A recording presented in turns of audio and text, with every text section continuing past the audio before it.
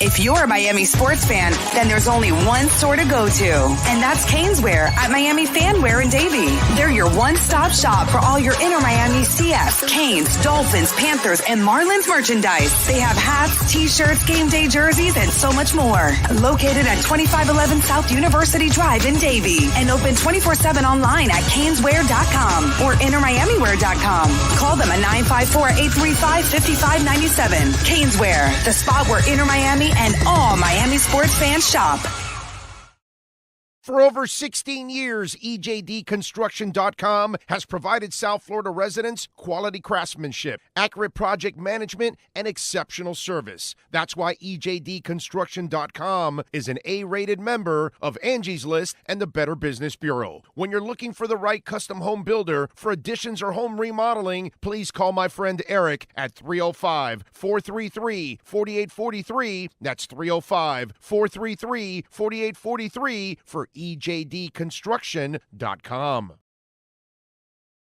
There's no need to drive around South Florida wasting valuable time looking for a new or certified pre-owned Acura. Go to the #1 volume sales dealership in the Southeast United States. Craig Zinn's Acura of Pembroke Pines. Purchase with pace and space in a dealership tailored to your needs. From home buying to providing that personal touch. Contact the 2020 Satisfaction Award winner Craig Zinn's Acura of Pembroke Pines. 888-776-5123. That's 888-776-5123. Or visit them at 15601 Pines Boulevard in Pembroke Pines.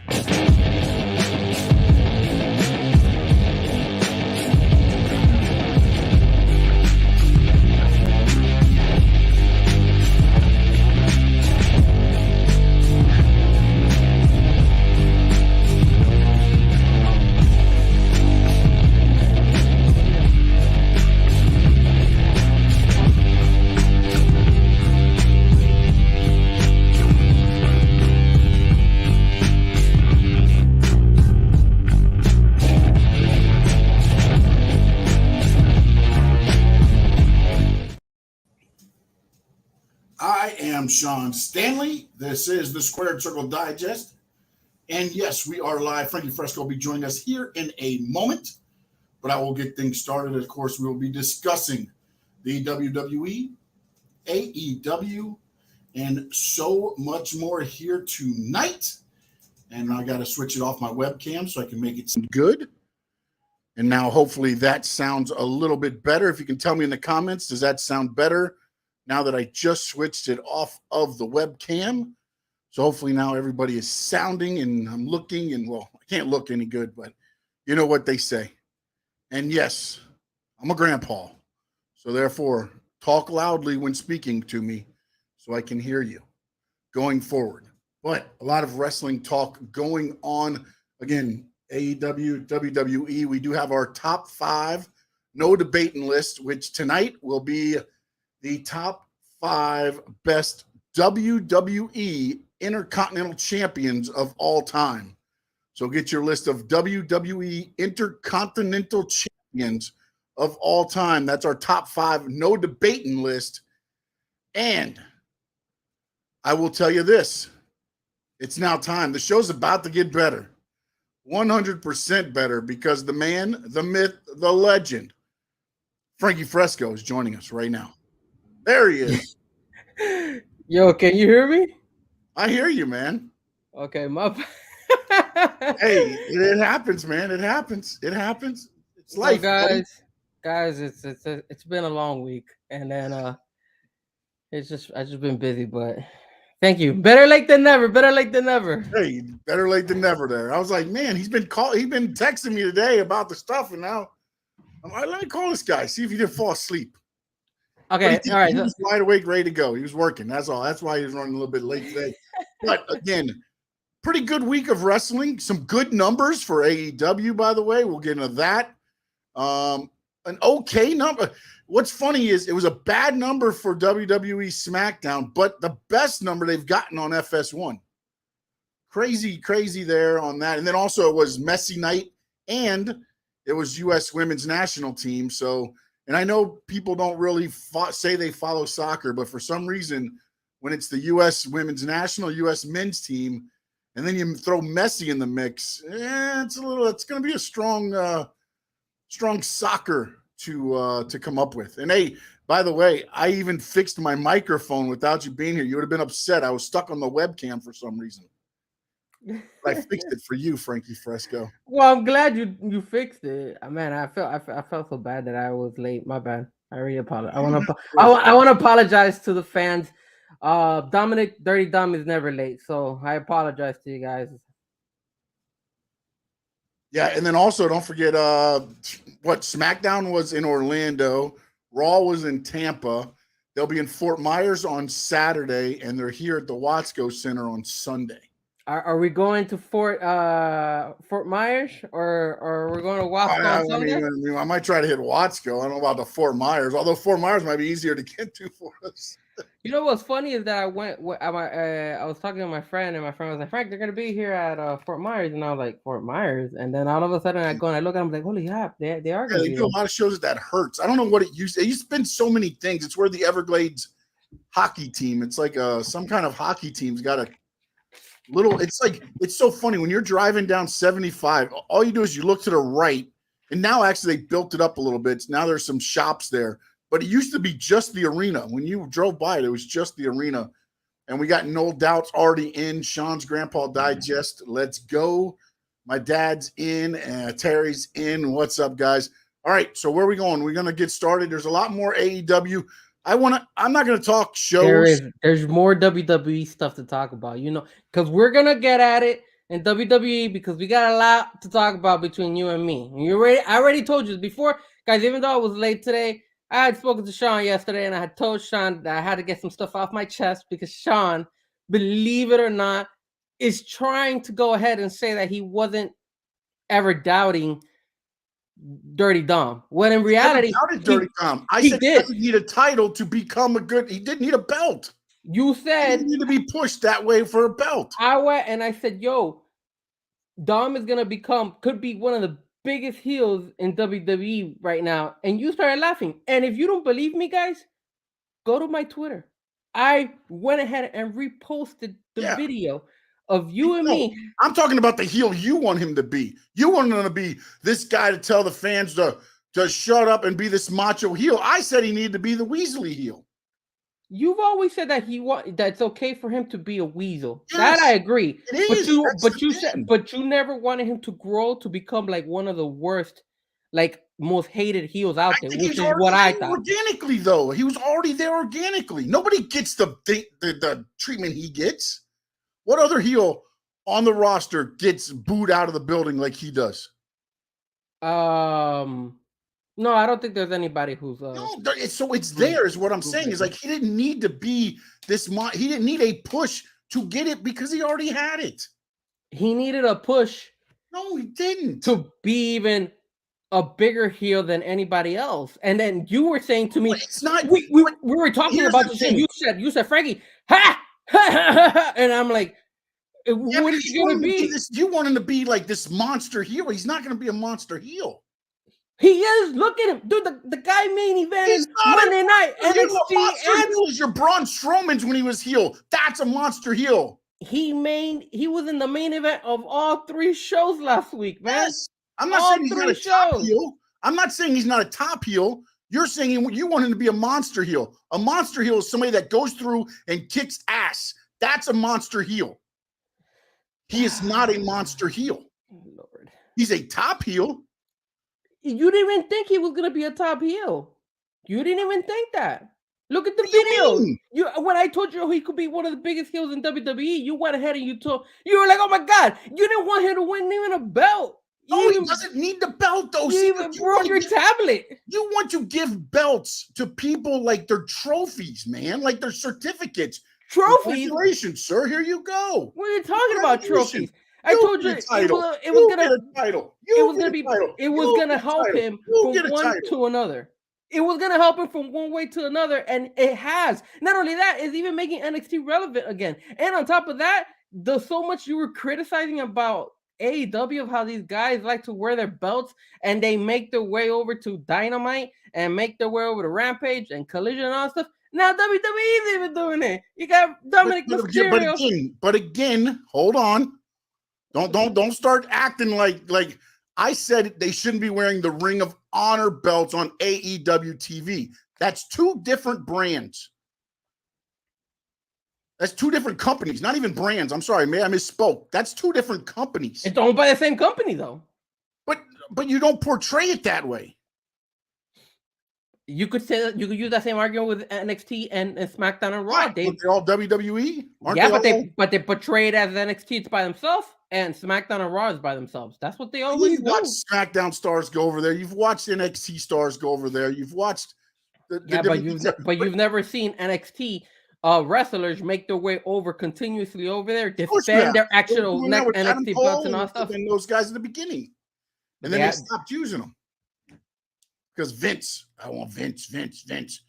What I'm saying is, it doesn't make sense to have another company's belt. I get it; they're owned by the same person, but you want to portray them as two companies. That's different. And also, the reason I believe Dom is getting and rightfully so, by the way, is because they are monster pushing the whole Judgment Day. By the way, they got to be careful. You gotta be careful with that. What do you mean you have to be careful? What? Well, all right. So are we starting with WWE or are we start WWE since we're here now? We're here now. We're in the woods. We're in the weeds right now. This is like me jumping the gun and saying, "Yo, the Fabulous and the Freebirds are number 4." And I'm just playing. I think they have to be careful because look at what they did yesterday. All 4 of them were invested, put time into them. So yesterday we had Rhea Ripley against Liv Morgan. We had Finn Balor with Seth Rollins. You had Damian Priest. He fought. Who did he fight yesterday? Apollo Creed, which I thought that was a dumb. It wasn't Apollo Creed. It was just Apollo Crews. Apollo Crews. The guy from who used to be in NXT, right? He's been everywhere. He's been everywhere. Yeah, I thought he was still in NXT. That guy. And then obviously they had Dominic and Zammy. So notice how they gave all 4 of them. And I sent you. I don't know if you noticed. You probably with the USA Network. Yeah. And remember what I sent you, saying to you, hey, look, all 4 of them who got it better. And if you look at the statistics, because they were suing, and it was only on Instagram. Obviously, Rhea Ripley, everybody was saying Rhea Ripley was the best one, and then after her was actually Dominic Mysterio. Yeah. But see, and then you saw how much they didn't vote as much for Damian Priest or for Finn Balor. So they have to be very, very careful because what's going to happen is they're going to start overloading us with too much Judgment Day, and there's going to be a lot of people who are going to go ahead and be like, "Yo, I'm tired of these guys," or there's going to be a lot of people who are going to be like, "Yo, why are they focusing so much on them?" You have to be very, very, very careful with what they're doing. I like the fact that they're pushing them, but again, it could hurt them in the long run. I mean, today again we got Dominic Mysterio who's supposed to make his way over to NXT again. So it's like you gotta, and then you bring them over to SmackDown as well. So you're using them in every brand now, pretty much. And that could get, for some people, it could actually get them like bored and be like, "Yo, I'm done with NXT." You know what I thought about was this: they're pushing them so heelish. Mm-hmm. I'm gonna try to walk through this, okay? So bear with me. I'm kind of thinking about this in my head as we were going through it, and I was trying to get it out on paper, and I didn't get it all out well. Rhea Ripley is now currently your Raw Women's Champion, or whatever they are calling it now. It's not Raw and SmackDown anymore. She's the Women's Champion over there. You've got NXT as Dom, right? Mm-hmm. You've got Finn Balor going for Seth Rollins' title, which the way everything's kind of playing out and the way everything's been going, I almost feel like at SummerSlam, Finn might end up getting the title. somehow, some way. It's so funny that you and I was feeling the same way. I honestly feel that I think you're gonna lose. Then at SummerSlam, you have the Tribal War, which is the belt and the Tribal Chief on the line. What if they beat the crap out of each other? He's laid out. Damian Priest cashes in, and they steal the titles from Roman. Now they've got the title on SmackDown, the title on Raw, a title on NXT, and of course, Rhea's the women's champion on Raw. And now, again, because this is what threw me off on, and right now, I'm sorry, I'm going to intertwine everything because it's going to have to come together for this to make sense. So they did the Tribal War, and I guess a part of the Tribal War is you don't hit each other or whatever. So Solo went to hit him, and he stopped him, and then he kicked Solo, but they never touched, other than the handshake and the head to head, right? So all of a sudden now, if and this is the part that I don't know about this match, if he cashes in and pins Roman to win the title, does the match stop? Or does Jay or Roman have to win for the Tribal Chief lay on the war part of it? Because it's Tribal War. And so if he wins the title, steals the title, not only has he stolen the title from Roman Reigns, but he's stolen the title from the Bloodline. So now you've set up more stuff going, even more for Bloodline and Judgment Day going at each other. You've got Survivor Series about 3 months away. I think it's like September, I believe, or October for Survivor Series. So what if it's Bloodline versus Judgment Day in there? And now I get it. They're gonna have to find a female to be a part of the Bloodline, but that wouldn't be too difficult to do. Mm-hmm. I'm sure they can find somebody, even if they just bring back, I'm drawing a blank on her name now. I keep thinking her real name now, Lena or whatever. Oh my God, Nia Jax for one thing to take on Rhea Ripley. You know what I'm saying? Like in a Survivor Series type match. So, and again, the only reason, and Darren, what's going on, my man? The only reason I'm bringing this up this way is because now you will take away the Bloodline fighting for a little while to focus on a common enemy. You can bring them back together to focus on an enemy that stole something from the Bloodline. Because the way everything's going now, either Jay's walking out the champion and Tribal Chief, or Roman's walking out champion and Tribal Chief. If he was to walk in and steal it from both of them, neither of them walk out the champion. Of course, one of them, I guess, has to walk out Tribal Chief. I don't know how that's going to work. But I wonder, with the way they're just monster pushing the Judgment Day, it's got to be heading somewhere more than just being in control of Raw and NXT. You know what I'm saying? Like, I just feel that way. Like the way they are doing, I get it. They want them to be the monster heels, and with Damian Priest and Finn Balor, you get that a little bit. But I mean, it just doesn't make sense. What are you gonna have them do? Run roughshod over Raw? They almost have to run roughshod over WWE, and then all of a sudden, Judgment Day kind of becomes WWE, the savior for WWE from the Judgment Day. You know what I'm saying? I mean, again, this is way, way out there thinking about it, but because I just don't know. You don't, at this point, with the way you're pushing them, if Finn Balor wins the title, Damian Priest isn't cashing in on Finn unless they're setting all this up to be the big swerve. Yeah, unless he's going to betray. Could be, but then to me, I feel like you're wasting a lot of TV time showing how great of a group this is to just turn on each other. I mean, I hope. I mean, I was on Twitter and I was reading a lot of comments, and a lot of people were saying that they were tired already on the Judgment Day. A lot of people were saying that, it's time for them to split. So I've seen fans go ahead and talk about, hey, look, I don't like Judgment Day, and I've had other fans that go and say, hey, man, I love Judgment Day. For me, I prefer to have them all together. I want Finn Balor to win it, but then where does that leave Damian? There's no other way than for him to betray like them turn on Finn Balor if Finn Balor wins the belt, because he's not gonna go. There hasn't been any signs that he goes all the way to No, there has SmackDown. been nothing. Everything I was saying was just me thinking way. And So- by the way, real quick, can I throw a quick shout real quick because my grandson's listening right now. So Kai, I love you, buddy. Thank you for listening. It's his first show listening, so I got to make sure I throw it out there. And his mom. I'm gonna say it. His mom, my daughter, Alyssa. We gotta be watch PG. that because Alyssa will get mad. She'll text me here in a minute. I'm PG. sure. Oh, say hi to Kai and not me. PG-13 today. I'm sure he's probably heard worse already.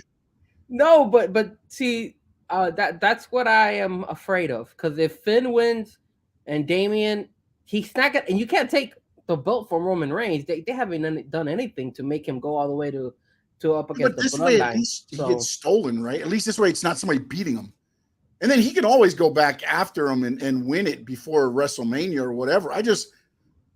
Again, one of these is going to get stale real quick. It is. One of them, either the Bloodline or the Judgment Day, because if you keep them, the Judgment Day just can't run roughshod. And I get it. You can team up KO, you can team up Sammy, you bring up Wesley or somebody from NXT, and maybe you can do a couple 6-man tags. You throw, another female in there to team up. But again, with the way they're portraying Rhea right now, there's not a woman on the roster on Raw that's going to be able to stand up to her, except for Raquel when she comes back. But they said she's injured. So how long is she out? No. You could still spin it off. There's still a couple of spin-offs you could do. You could definitely do Liv Morgan if they play their cards right. Lives out. She has a real shoulder injury. That's why they did what they did last night. She's out for up to 6 months. So then the only other one I could honestly feel that maybe could challenge Rhea Ripley would be Shayna Baszler. I say Shayna. Coming off of what they're doing with her and Ronda, because I think they're going to have her basically retire Ronda at SummerSlam. If they do that, then yeah, you can maybe pair that up in there. But you got to Shayna's got to get over big.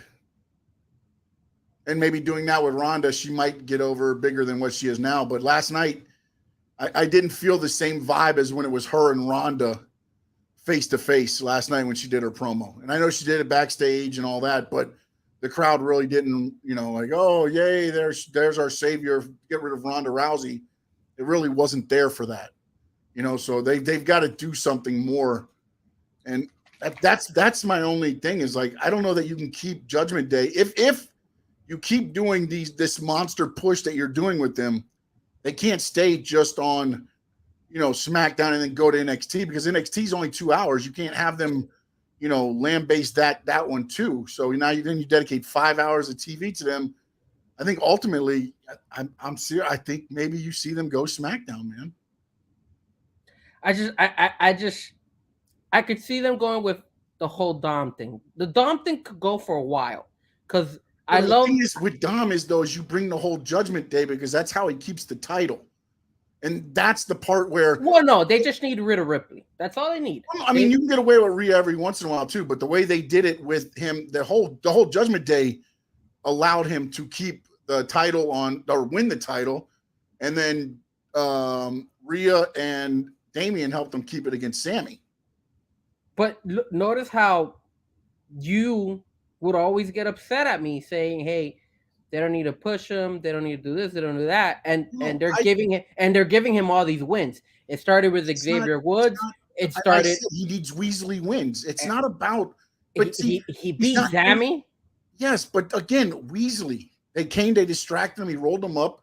Those are the ways to elevate him. He's not a monster heel. A monster heel is somebody that can go out on their own and be the heel and win. See, but it's not that. But they could turn that corner now because he's won it already. So now, eventually, what they could do is they could go on his own. Michael Cole said, "God damn, Dom, win a match on your own." Well, yesterday on SmackDown.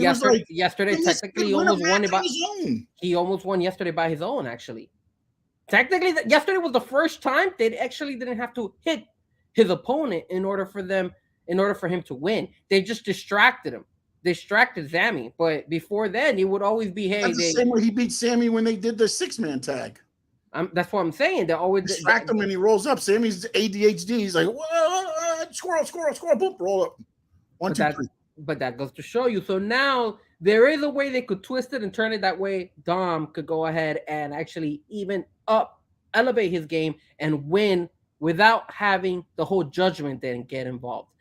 They could do that if they wanted to. I don't think they are. I think they're gonna still keep, because they're selling him as what it's been known as Dirty Dom. So he's a dirty wrestler. He's gonna always win, which is fine because there's always been some wrestlers out there that have managed to win a whole bunch of matches and even be champions before just being dirty the whole time.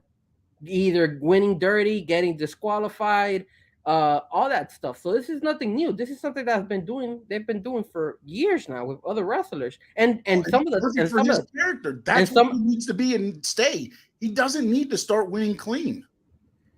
No. But it doesn't hurt him either. Is what I'm saying. They could go. If it's a squash match, yes. But anybody like that's a contender, I think you still keep it that way. I mean, that's where my difference with you is how to make him the top heel. I don't think he needs the monster wins. He just needs to keep doing what he's doing, and organically the fans need him. He beat Zami 1-on-1, even dirty. But who would have ever thought that guy would win against Zami? He pinned Sammy in a 6-man. He got the win for Judgment Day in a 6-man. Yeah, but that's a 6-man. I'm talking about 1-on-1. You would say, hey, Dom is going to be Zami.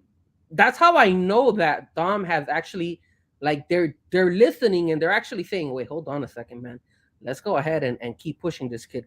Haven't you seen the difference of how they've grown him? Do you understand one thing?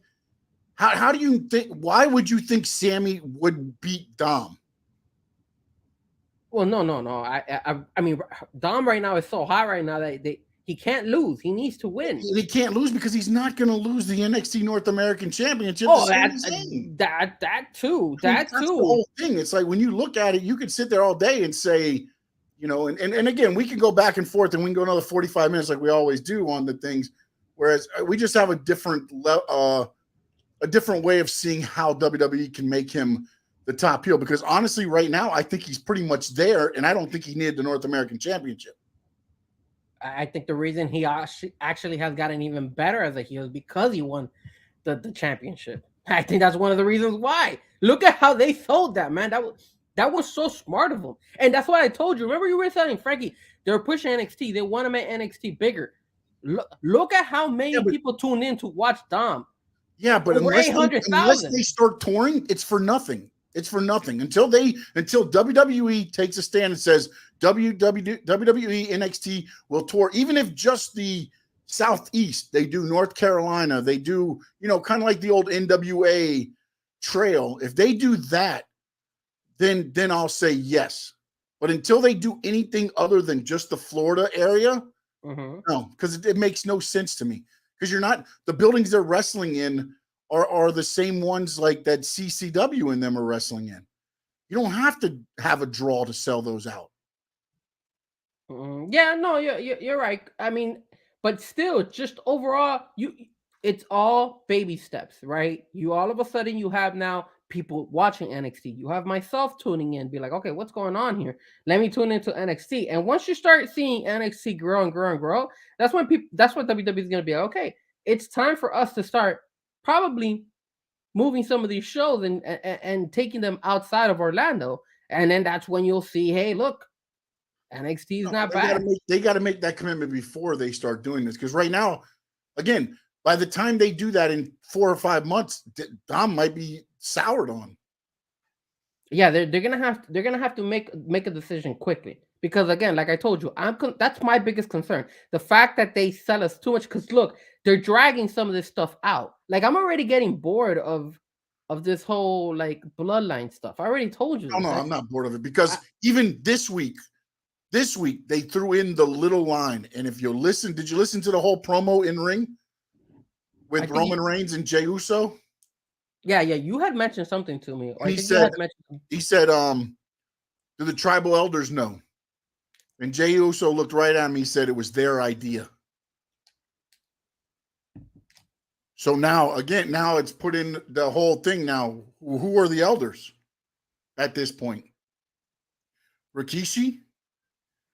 You know, I mean, the Samoan, I mean, again, here you go. Another layer kind of gets added to this whole thing. And again, see, the thing with me and you, the difference is you like the wrestling. I like the entertainment. I like the sports entertainment. You're more of, you want to see the wrestling and you're okay with the storyline for a while, but you get bored of it. For me, I don't mind the entertainment. I do get bored of it, but I do want to see wrestling too. You're right about that. I got to see some wrestling because when we go into AEW, you're gonna see how much I'm gonna criticize Dynamite because I was upset at that Dynamite. But yes, I do prefer the wrestling over the entertainment. And the only reason I do that, Sean, is because there's nothing, in my opinion, right now that could compare to the entertainment that was given to us back in the day when we had The Rock, when we had Stone Cold, when we had Triple H, when we had all these guys that knew how to talk on the mic and knew how to sell it to us. The ones that we have the closest one right now, in my opinion, is LA Knight. He's the closest one when it comes to like be able to entertain you with a mic. You but don't also, see that. you have to allow them to be themselves. And LA Knight's under a lot of criticism because everybody's like, oh, he's the Rock wannabe. He talks like the Rock, but that's the way he's always done it because that's the way he came up doing it. If you go back to when he was Eli Drake in Impact, if you go back to when, I forgot, even before he was always something else, it's the way he does it. He always had the name where he went Eli Drake, L.A. Knight. It's just what he's always done. And he sits here and is like, oh, you're trying to be the Rock. You're trying to be like the Rock. The problem is everybody thinks that you have to be the Rock or you have to be Stone Cold. They don't allow people to be the MJFs, the Ricky Starks, the Sheamuses, the, whatever. I mean, it's a different era now. Stone Cold and The Rock could hop on the microphone and DX at those times and point to women and have them raise their shirts. You know what happened right now if somebody raised their shirt in a crowd? I mean, WWE right now has to lower the volume if they start saying F you, like anything with a curse word. That's why in WWE you heard it go silent every once in a while because they're on USA and USA just it's in their contract. They can't have the curse words in there, man. Well, wait. On SmackDown, when the crowd was saying the curse word, they actually let them say the curse word. They didn't. They might have done there, but they do not let them. They do not let them on USA. No, on Fox. They don't let it on Fox at all. Yeah, they do not let it, man. It's like on Fox they block it all the time. Yeah. Which is annoying, but I get it. I get it. But it's also the change in what they're allowed to do, man. I mean, hell, they could get on the mic. Think about them. They could say anything they wanted to say and get away with it because it was an edgier style. Now you have to worry about what you say to somebody when you walk by somebody in a store. Yeah, man. But look at, I was talking the other day with my friend and we both agree, like, why in the world do you have Ricochet talking in the mic? He sucks in the mic. He's terrible on the mic. Actually, my bad. I actually forgot to change this. But but why don't you put him against LA Knight? LA Knight would have been perfect because LA Knight can sell it. LA Knight is better on the mic. And LA Knight doesn't even do that much. Listen, really can I tell you something? This whole Ricochet Logan Paul thing is just going to be a spot fest. It's going to be a flip into a flip into a flip into a flying crossbody in the middle of the air, in the middle of the ring, and it's just two high flyers to go in there to give them that oh shit moment. Well, I agree. I agree with that's all that's out. And plus, the thing is, LA Knight can't lose to Logan Paul, and Logan Paul is going over in the match. So who do? You get the next best thing, put him in there with the spot fest, and then bam, he ends up beating Ricochet. Doesn't hurt anybody because Ricochet's not going to get a push anyways. So that's going to be the gist of it. I mean, that's probably going to be your second or third match of the night.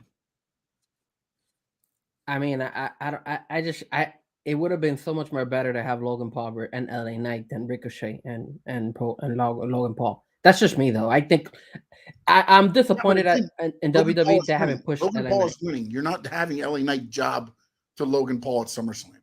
It's not going to happen, man. Not going to happen.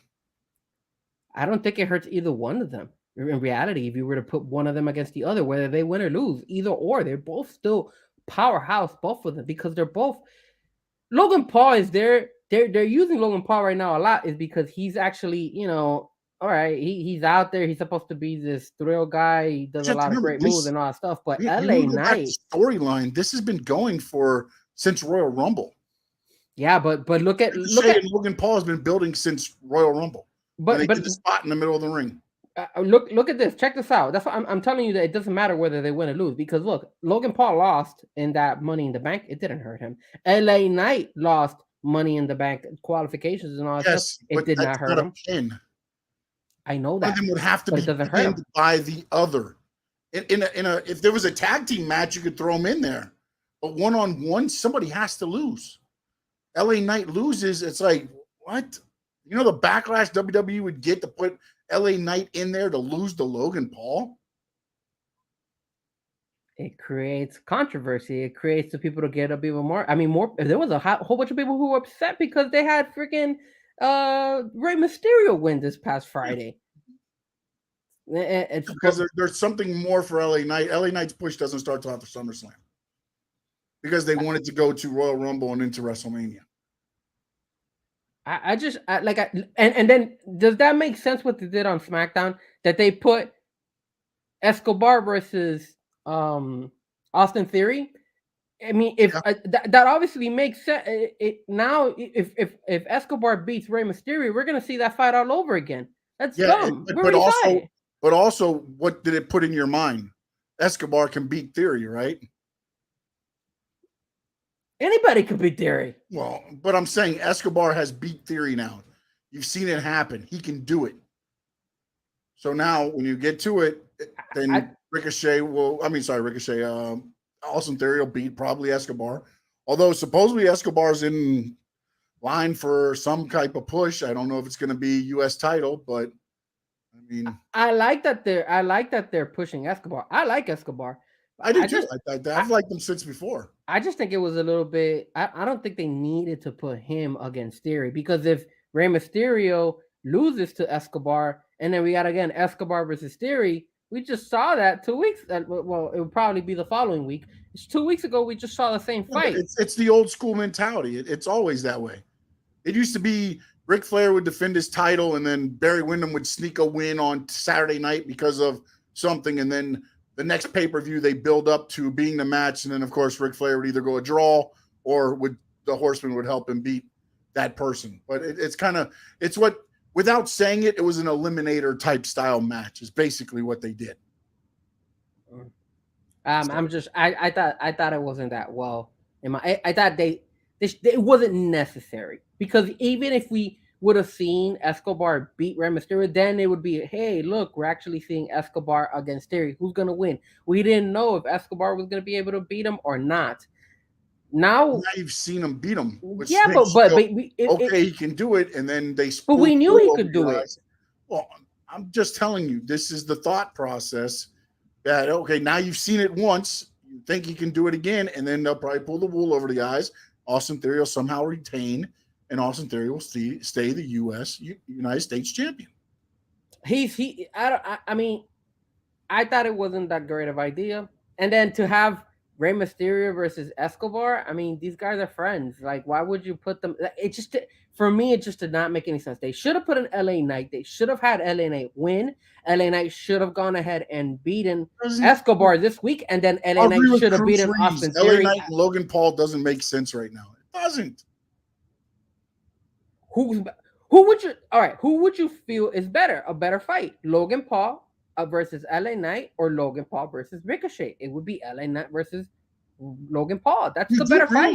Like the wrestling doesn't end right after that pay-per-view. They could build up to Logan Paul against their LA Knight later, right? I mean, I mean, to me, it doesn't make sense for either way. Like, because again, it's. Well, the thing is that Logan Paul is not on SmackDown, so that's why it doesn't make any sense. I understand that, but in theory, if it was, who would I prefer to watch? What's a better matchup? In my idea, would have been LA Knight versus Logan Paul, but he's not. they're not. They're in opposite brands. One is in SmackDown, one is in Raw. So I understand why they went with Logan Paul and Ricochet, and they needed to put somebody to go up against Logan Paul. And yes, you have the whole story of them. You know, the Royal Rumble thing. They're both supposed to be really high flying wrestlers and stuff like that. So I understand that, but me myself, I would have preferred to have seen them do better a storyline with Logan Paul going to SmackDown and then Logan Paul having the beef with LA Knight and stuff like that. That would have been better for me. That's what I think it would have been better. But I get it. I get that they're gonna have Ricochet and Logan Paul. There was no other way because Logan Paul's always on Raw and LA Knight is on SmackDown. So, but I when it comes to the SmackDown section of it, LA Knight should have won last week. He should have beaten Rey Mysterio this week, and then he should have been challenging Austin Theory in SummerSlam for the USA title. That's what would have made sense for LA Knight, but they didn't do that. Again, I don't think you're trying to rush it. It's a long play right now. Rush it. You just a couple weeks ago you were saying he should have won the Money in the Bank because he's 40 years old. Yeah, no, but I'm saying, but right now you're trying to rush him to verse the Austin Theory. Like, what is he? Again, the U.S. title is not. The mid titles to me is not what the LA Knight. He should be challenging for the other ones, even if he doesn't get them. He should be challenging for. I mean, hell, to me, Intercontinental title is better than the U.S. title, and one of the world titles. Like, he should be up in that. Not saying he needs to win it. Not saying he's going to win it, but that is what he has behind him right now. He can be pushed up into that with the way the crowd is behind him. But they didn't even give him that opportunity by winning Money in the Bank. Because again, this is where it goes like, okay. If you give him the Money in the Bank, unfortunately, after looking back and playing the results, would it have made sense? Looking at where the landscape of the WWE is right now, if LA Knight had the Money in the Bank briefcase, with where the programming is right now, is there a good story there? Because now he has it and he's on the SmackDown brand. He's not cashing in on Roman anytime soon. That's where I would have done different with WWE. I would have gone ahead and pushed them to go to both shows.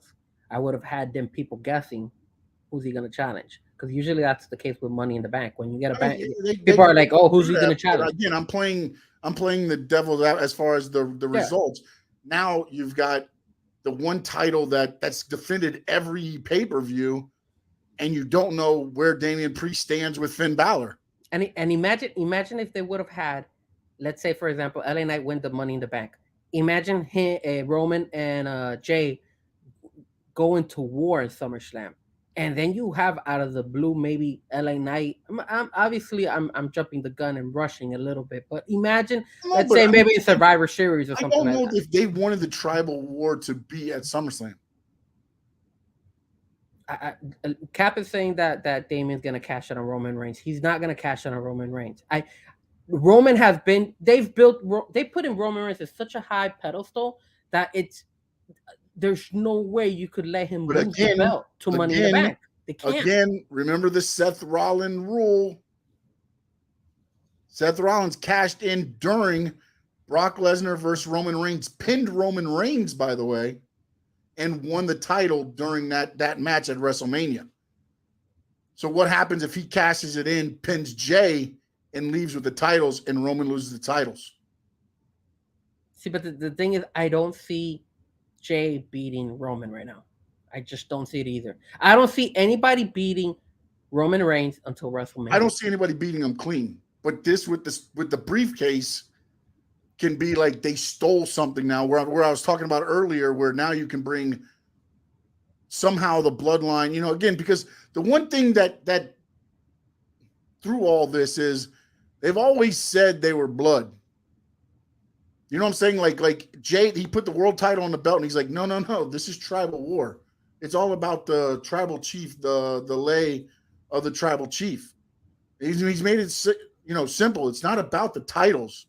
This is about, our culture, the bloodline, and everything there. So Again, I don't think it'll happen. It's far-fetched thinking it, but it's a way to get the belt off of him without, and then now you've screwed him to where he can get it back at Survivor Series or another pay-per-view, even the Royal Rumble, and then head into Royal Rumble at Royal Rumble and then head into WrestleMania as a champion because he's never lost it. You're not pinning Roman Reigns. Even if he was to cash it in, it would have to be like what Seth Rollins did with Brock Lesnar. But they just pinned Roman Reigns in the last pay-per-view. They're already pinned him. That was the biggest thing that they sold on that pay-per-view. But again, you don't pin Roman, you pin Jay. You win the title, but you pin Jay. It's because when Brock Lesnar was a champion against Roman Reigns, Seth came in, cashed in, did this curb stomp put himself in the match, made it a triple threat because he cashed in the briefcase, and then he pinned Roman, not Brock, the champion. And then that's when Brock went crazy and started trying to do with the Authority and all that stuff. I just don't see Jay beating Roman and then getting pinned by Damian Priest by Money in the Bank. Jay doesn't win. He cashes it in during the match, and he pins Jay. But I just don't. I don't see. So it become a triple threat match, is what you're trying to tell me. Just like the one at WrestleMania with Seth Rollins, Brock Lesnar, and Roman Reigns. Right at the end, Roman finally spears Brock Lesnar, but he was so beat up, he's laying in the ring. Seth came down, cashed it in, did the curb stomp, 1, 2, 3, and back up the aisle. But this is the thing, we're because what you guys were saying about me, like, hey, how can I put Logan Paul versus LA Knight if they haven't built any storyline with that? So it's kind of hard for me to just go ahead and say, hey, all of a sudden Damian Priest is gonna go SmackDown. Or whatever, and cash these guys from wrestling. I just don't see it because they haven't built it that way. What they've been building all this time is, hey, let me watch my back, Finn Balor, because hey, yeah, but they haven't lately. Lately, it's been a cohesive unit. And Damian even said the next world champion is Finn Balor on Raw. But remember that is all, what you like to say, that term that you usually say, half of what you see and nothing of what you hear. Exactly. And then didn't you get the vibe the first thing when Finn and Damian Priest, when Finn and Seth Rollins were signing the contract or were doing the whole contract thing, the first person to show is Damian Priest, and he's walking, and then people were like, what the hell's going on? Because a lot of people, I don't know if you thought about it, but I thought it was just him coming out by himself at first, and then they put Dom, then they put Rhea Ripley, and they was like, oh, it's all of them to come and hurt. But at the beginning, the very first one was Damian Priest, and we're like, why is Damian Priest coming by himself? So it might be out the cash in the bank. Exactly. So they kind of give you like a little tease of that, but then all of a sudden you see Rhea Ripley, then you see Dom, and then you're like, oh, okay, it makes sense. But those are little things, those snippets that you're going, you say, oh, okay, hold on a second, and that's the only thing you start to kind of read. You got to read between the lines. That's why I don't see Damian Priest going ahead and taking the belt away from Roman. I just don't see Roman losing it until WrestleMania. And I'm not saying but I'm saying, but you're saying it doesn't. There's no story there, but the story is Judgment Day running roughshod everywhere. They would own a title in every brand of WWE at that moment.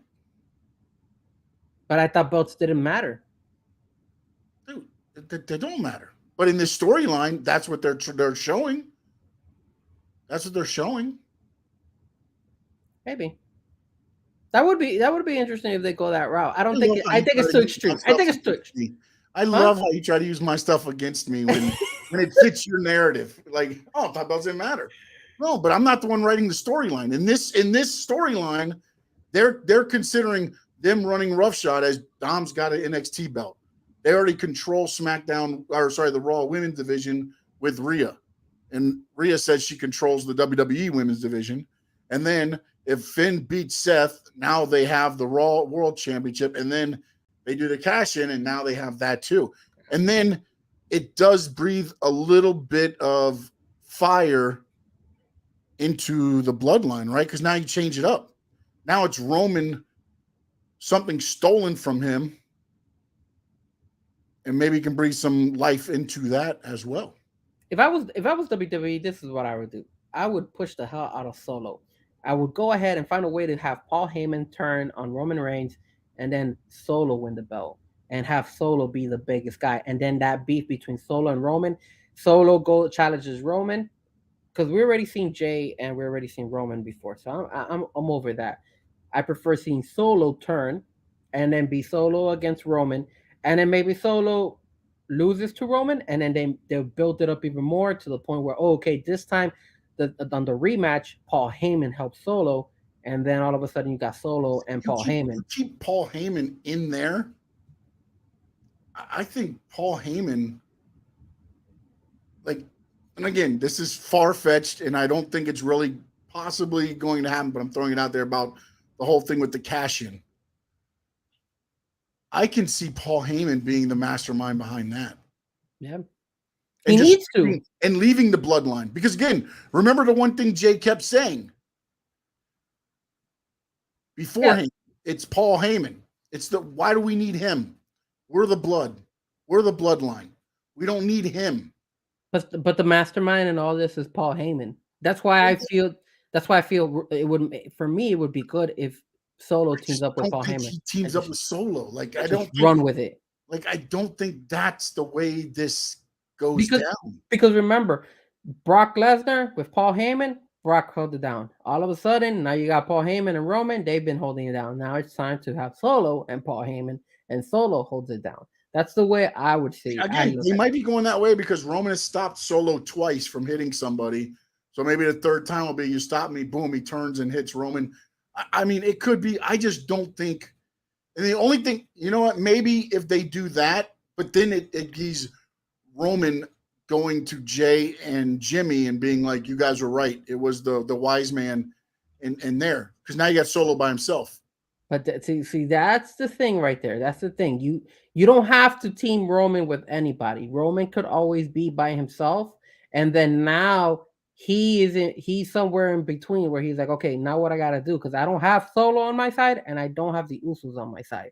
So what do I have to do? So you kind of leave you guessing what Roman's going to do next. Destroyed, what and then also, hey, here's the grandioso in all this, by the way. There's a strike going on right now. You know what that strike means? What does it mean?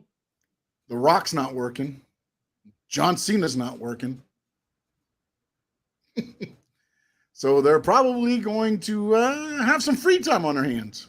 Well, they were saying something. I heard something about The Rock possibly and this guy, the guy, Grayson. And I've heard something about there. I just don't know.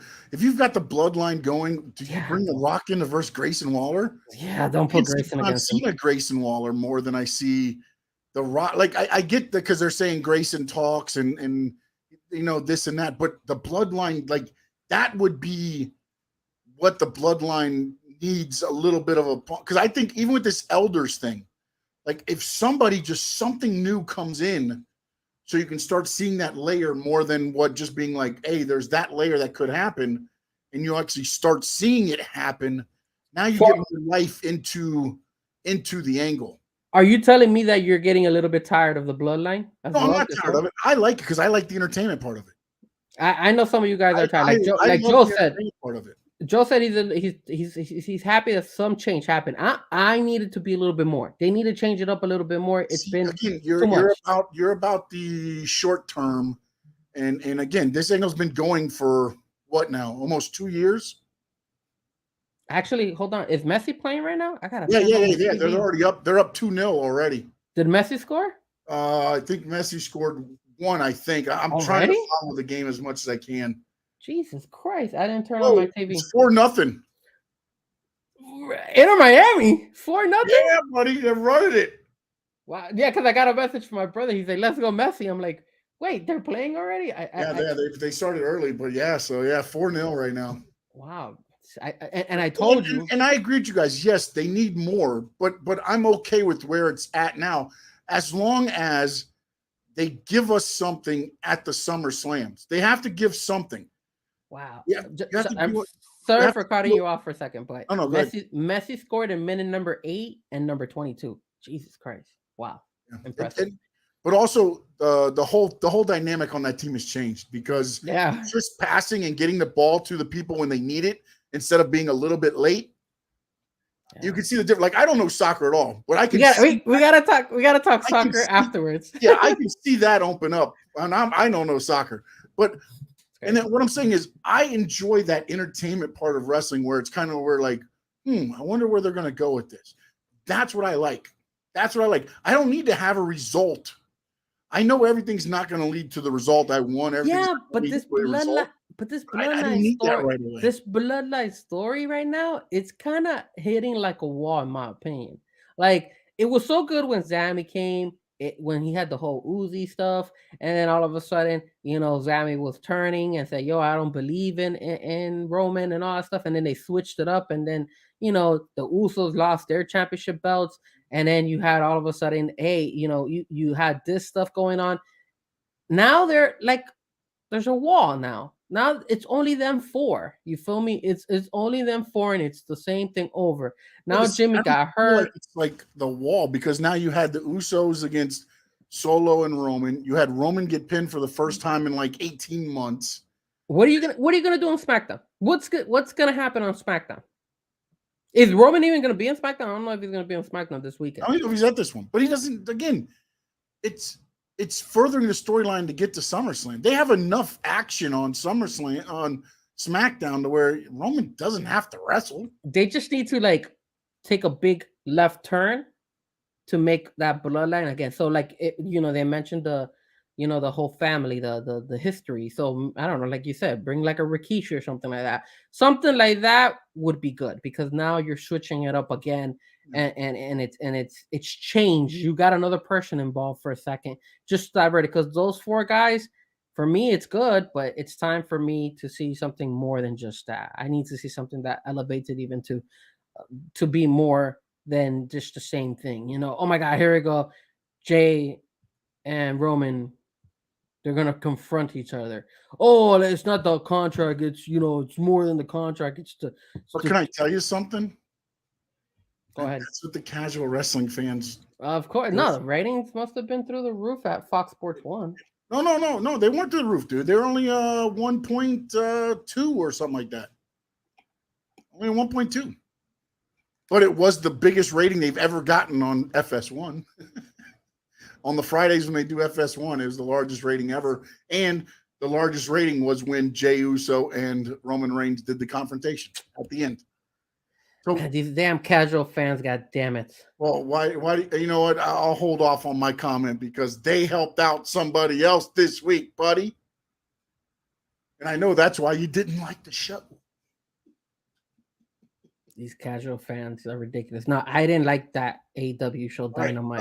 You got anything else? Did you want to go anywhere else on the WWE? Because I want to talk Judgment Day and Bloodline. Those were my two like hot topic points right now for where I was kind of going for with the WWE, and we've already spent an hour now. Yeah, I can't believe we spoke a whole hour about the Judgment. I mean, the only thing is, like I said, the last thing I'm going to say about Dirty Dom is they got it right. I'm glad that they're building him up, that they were supposed to. I'm glad they gave him a belt. They did it right. I made a mistake. I wanted them to take it from Carmelo. They actually did it right by taking it from Wes. And I'm glad that they're having him pushed in NXT. I'm glad that he's showcasing NXT out there because a lot of people don't care about NXT. I didn't care about NXT, but because of Dom, I'm actually watching it. I'm not watching it now. I was running late. So, but I always record it now. So even before Don became the champion, and then it's always great to see Sean just blow a gasket when he sees Don win, like last week. I think it's almost to this point to where when it's like for people to think that somebody has to have a belt to be important or relevant or to show what they do on the card, I think that's a little bit ridiculous to me. I don't think it's what Dom does as a heel. He's one of the top heels already before he got the North American title. No. You want to say he added something? No, he couldn't talk when he didn't have the title. That's exactly. Look at that. Look how what I wanted them to do. So Give him what does the title, title do? Why does he need a title? If he's already so hot that he because can't now even get words out of his mouth. Because now he's actually growing a pair. Like now he's saying, "Yo, I am a superstar. I have a champion. I'm not gonna get disrespected." And he still doesn't talk. Nah, he was talking yesterday again with Sammy and KO, and that's why KO came and said, "Oh, didn't we do this last week?"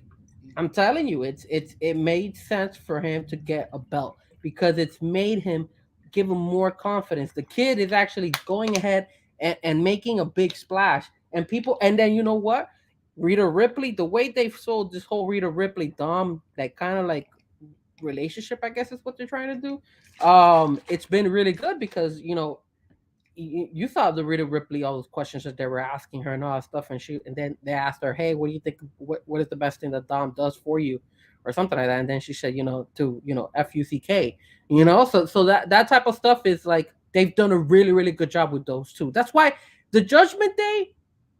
That's why I sent you the USA thing, because when you look at the four of them, Rhea Ripley's number one, and Dom is number two. And you're supposed to think that it should be Damian Priest and Finn Balor.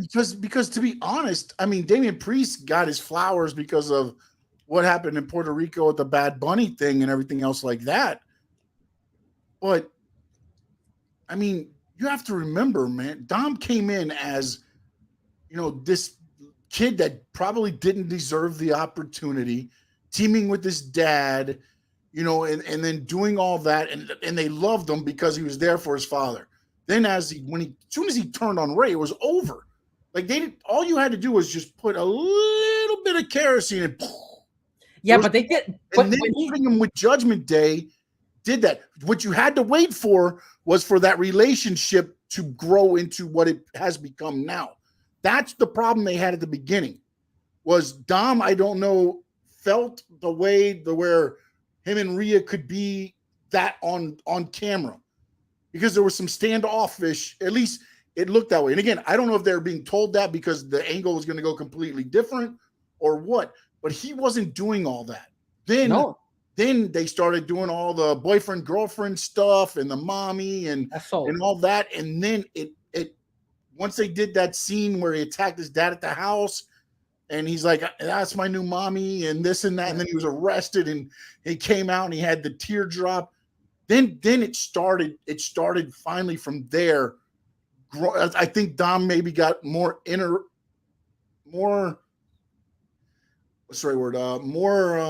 secure, I guess, in that thing, because you can tell, man. I don't know if you saw this. They have a thing where at WrestleMania at the Hall of Fame, when they got up and left, and they're in the back, they are talking. They have the WWE crew back there, and then they talk to them, and you can see, man, Dom's playing his part, but man, he wants to be out there, bro. Like, he wants to be out there with his dad. Like, you could tell.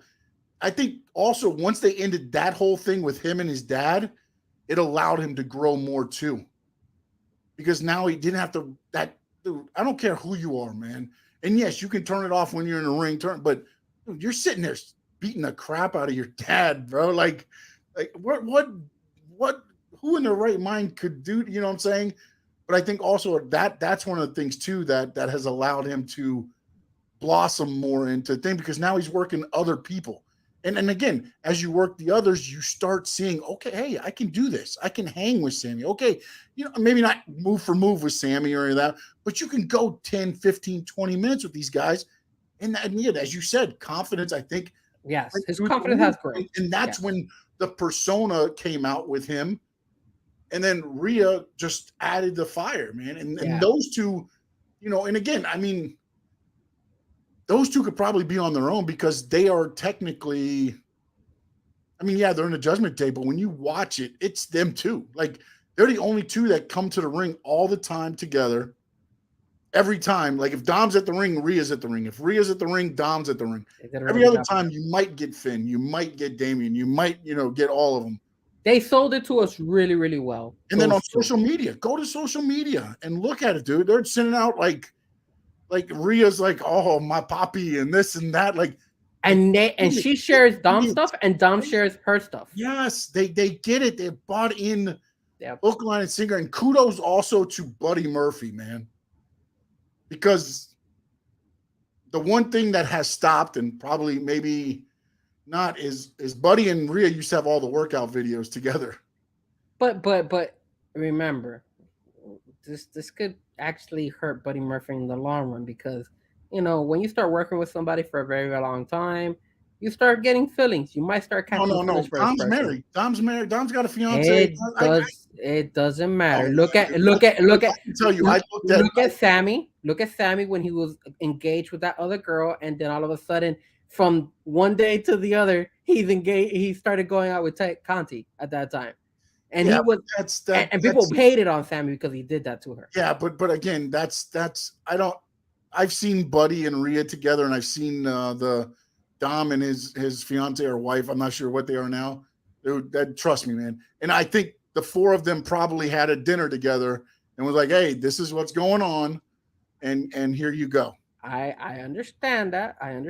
But there's stuff happens when you're with somebody 24/7 and you're doing something. I hope not. That isn't on screen, and we're gonna make money and get paid on it right now. That's what that is, dude. Sean, don't know. Sean, there is something where it comes when you're working with somebody 24/7 and you're seeing this person continuously. You're actually seeing them more than your actual boyfriend or girlfriend or fiance or whatnot, and it could lead to stuff. I hope it doesn't, but I'm just saying it's happened. It happens to the regular Joe Schmo. It happens. So I hope not. I hope they keep it professional, which is fine, but again, it could happen, but I hope that's not. Pretty crappy that in society we have to think that that's the way it's going to go. But it does happen, Sean. It does happen. I'm saying it doesn't happen, but why does it have to happen every time? Like, no, I'm not saying it happens all the time, but it does happen more than before. As much as it does. It happens. That's all I got to say. Okay, so it happens 1 out of 100 times, but it no, it does not. No, it's not 1 out of 100 times. There's plenty of it happens more than usual. I would probably even go up to say 50-50 sometimes. So there's a lot more involved in wrestling than you probably even know, to where you're going to go, Edge and Lita and Matt Hardy. That's one. What's Sammy? That's one. What else you got? I mean, I gotta just read up on it, but I'm not one that's looking into all those things and what happens. But see, look, those are good examples of situations where I understand. For every one of those, you've got the guys that are in Ring of Honor, with Matt Taven. You know what I'm saying? But I'm saying, we're talking about, because we've seen Edge and Lita and Matt, which end up turning that into good money for both of them, by the way. And everything else, and now it's like, oh, well, this might get there. I say not. Kudos to Buddy Murphy for being okay and allowing, and just understanding, like, hey, this is her chance. This is Rhea's moment, and being there and everything else, and also to Dom's, because again, it's not something to sit there and watch on TV, your significant other, and especially for with Buddy Murphy being in the business as well, and he's in the House of Black, and he's on that AEW show, and then you got your mom, Rhea being called somebody else's mommy, and she's making millions of dollars. She's a champion. Well, didn't you see the claim? The claim was about to take a shot on Buddy Murphy. Huh? The claim was about to take a shot on Buddy Murphy. So. Yeah. All right. Let's see what we got here. The best heel is Karen's already in AEW mode. And Karen, thank you, my man. I appreciate you. Yes. The best heel is the blue gold. KO ribs broken. Yes, that's in part of the storyline they're running with. Dom reminds me of Ric Flair's son when he tried to take. Oh no, man, no. David Flair. No, Dom is a lot better than David Flair. David Flair just never got it. And he couldn't talk like his dad. And that was the thing. The other thing that I think helps Dom is he's not trying to be his dad. I love that. He's doing the moves. He's doing a couple of the moves. Don't get me wrong. But he's not he's not trying to be Rey Mysterio. You know what I mean? Yeah, he does the moves, especially 619, just to get people to riled up. He does the Eddie stuff and things like that. But he's not trying to be. Now he's growing his hair. If anything, I guess he's trying to be Eddie, right? Because he's got the mullet, the haircut, and you know. So that's an interesting tidbit. All right, what are we gonna go to now? Oh, we gotta do the. Are we done with WWE? Are we switching over? I'm just reading some of the messages on the chat board. People were saying Bronson Reed against who? Bronson Reed against The Miz. Is that going on? No, but I think they're trying to say The Miz would be a good heel to have. So elevate Bronson Reed. I actually like that little three-way little thing that they're going right now with I like Ciampa and Ciampa, Nakamura, and Bronson Reed. I think that. But I think ultimately it's going to lead to Nakamura and Bronson Reed, which would be one hell of a tag team, by the way.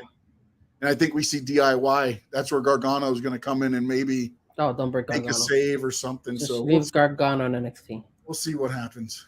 Please leave Gargano on NXT. Logan Paul versus Bad Bunny. You know. I mean, on paper, that's not WrestleMania. The problem gets to this. This is where the problem gets. If for some reason somebody gets lost, it's always good to have somebody that knows what the hell they're doing instead of two guys that don't and just turns into a cluster. That is true. That's why you can't. If you're going to put Logan, grab Bad Bunny, throw him out of the ring, grab him, and be like, "Hey, settle down. Let's get back to this." Okay, boom, and get somebody to settle the match back down. You got two guys out there doing it. Woo, you never know what you're gonna get. And you gotta at least maybe throw in a third person or have them a 2-on-2 like that. Yeah, that way, you're absolutely right. I agree with you. I mean, I think on paper that would be a hell of a match. I just don't know how it would go down in the ring. Perfect. I mean, they'd have to like rehearse the match and be like, "That's exactly how the match has to go out there," and believe and trust them that they're going to do it. Yeah. Cat for Life said it's going to be Damian cashing in on. Again, I think that's a little far-fetched, but you know what? At this point, with the way they're doing Judgment Day, I mean, I don't put anything by them, honestly. I think it's a little far-fetched. I do. I'm not going to lie because I was thinking about it.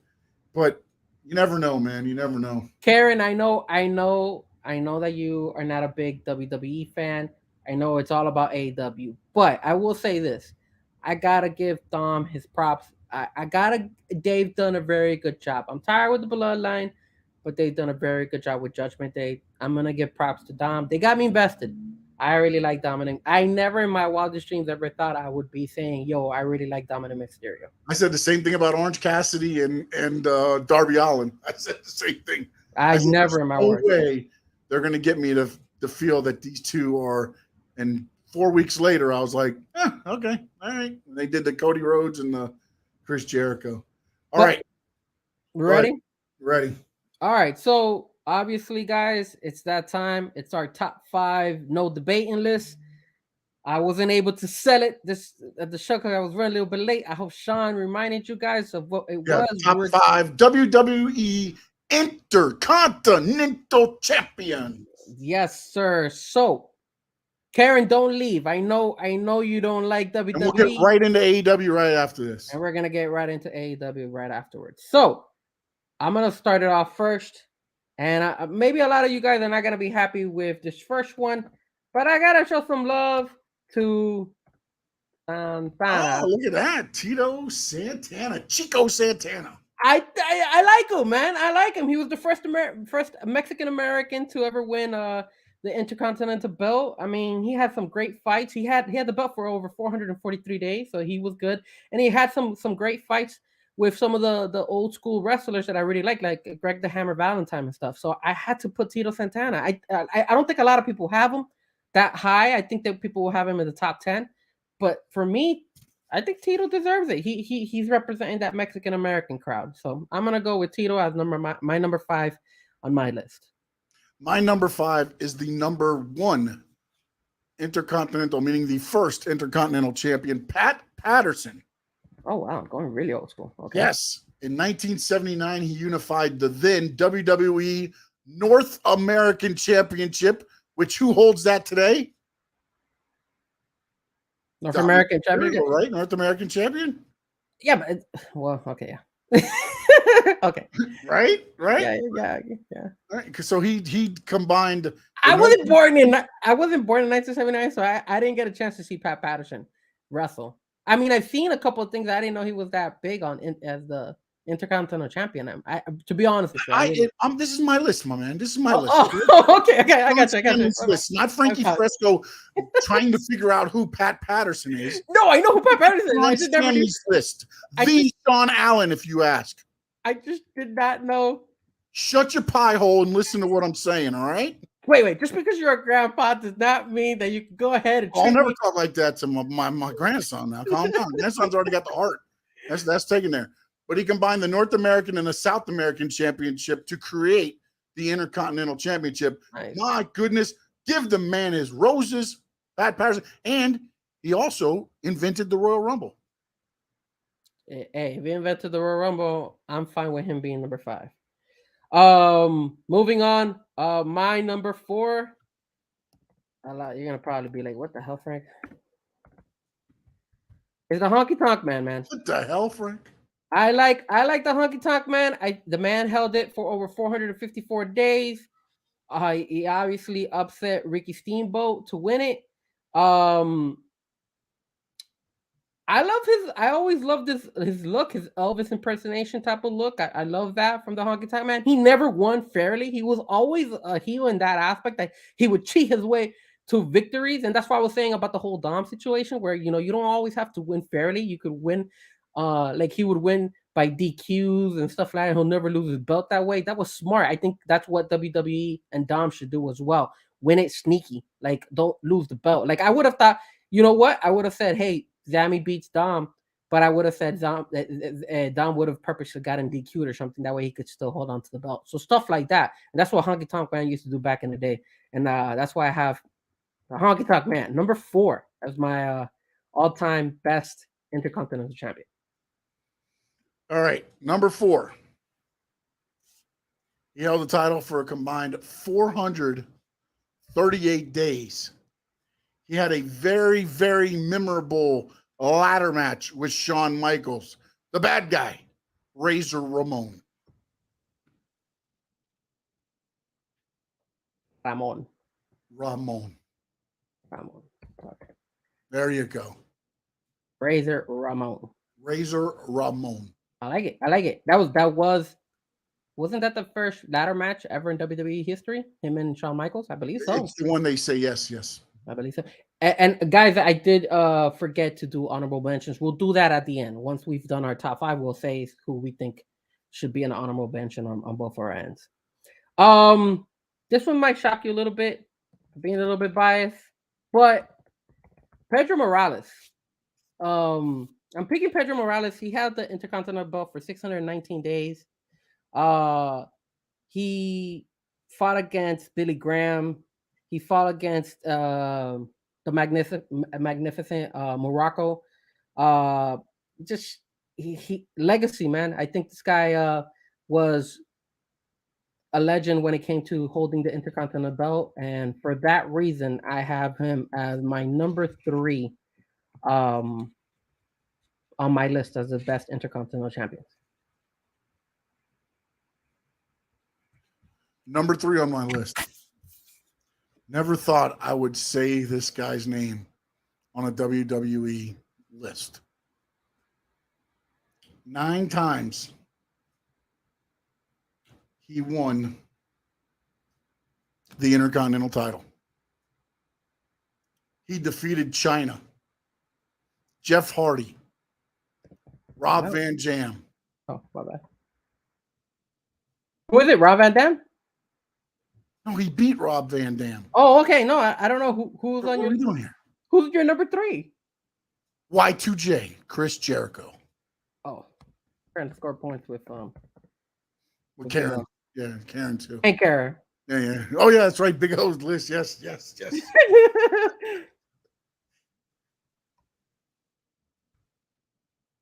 Y2J.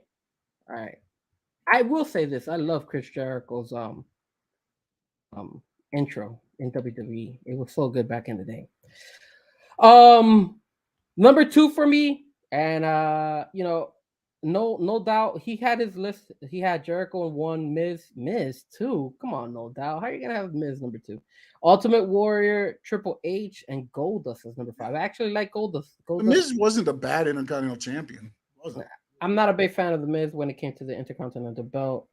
I don't think I think I like your list. No doubt. I like Jericho. I like Ultimate Warrior. No doubt. He'll never like any list of yours because you're Noel. That is true.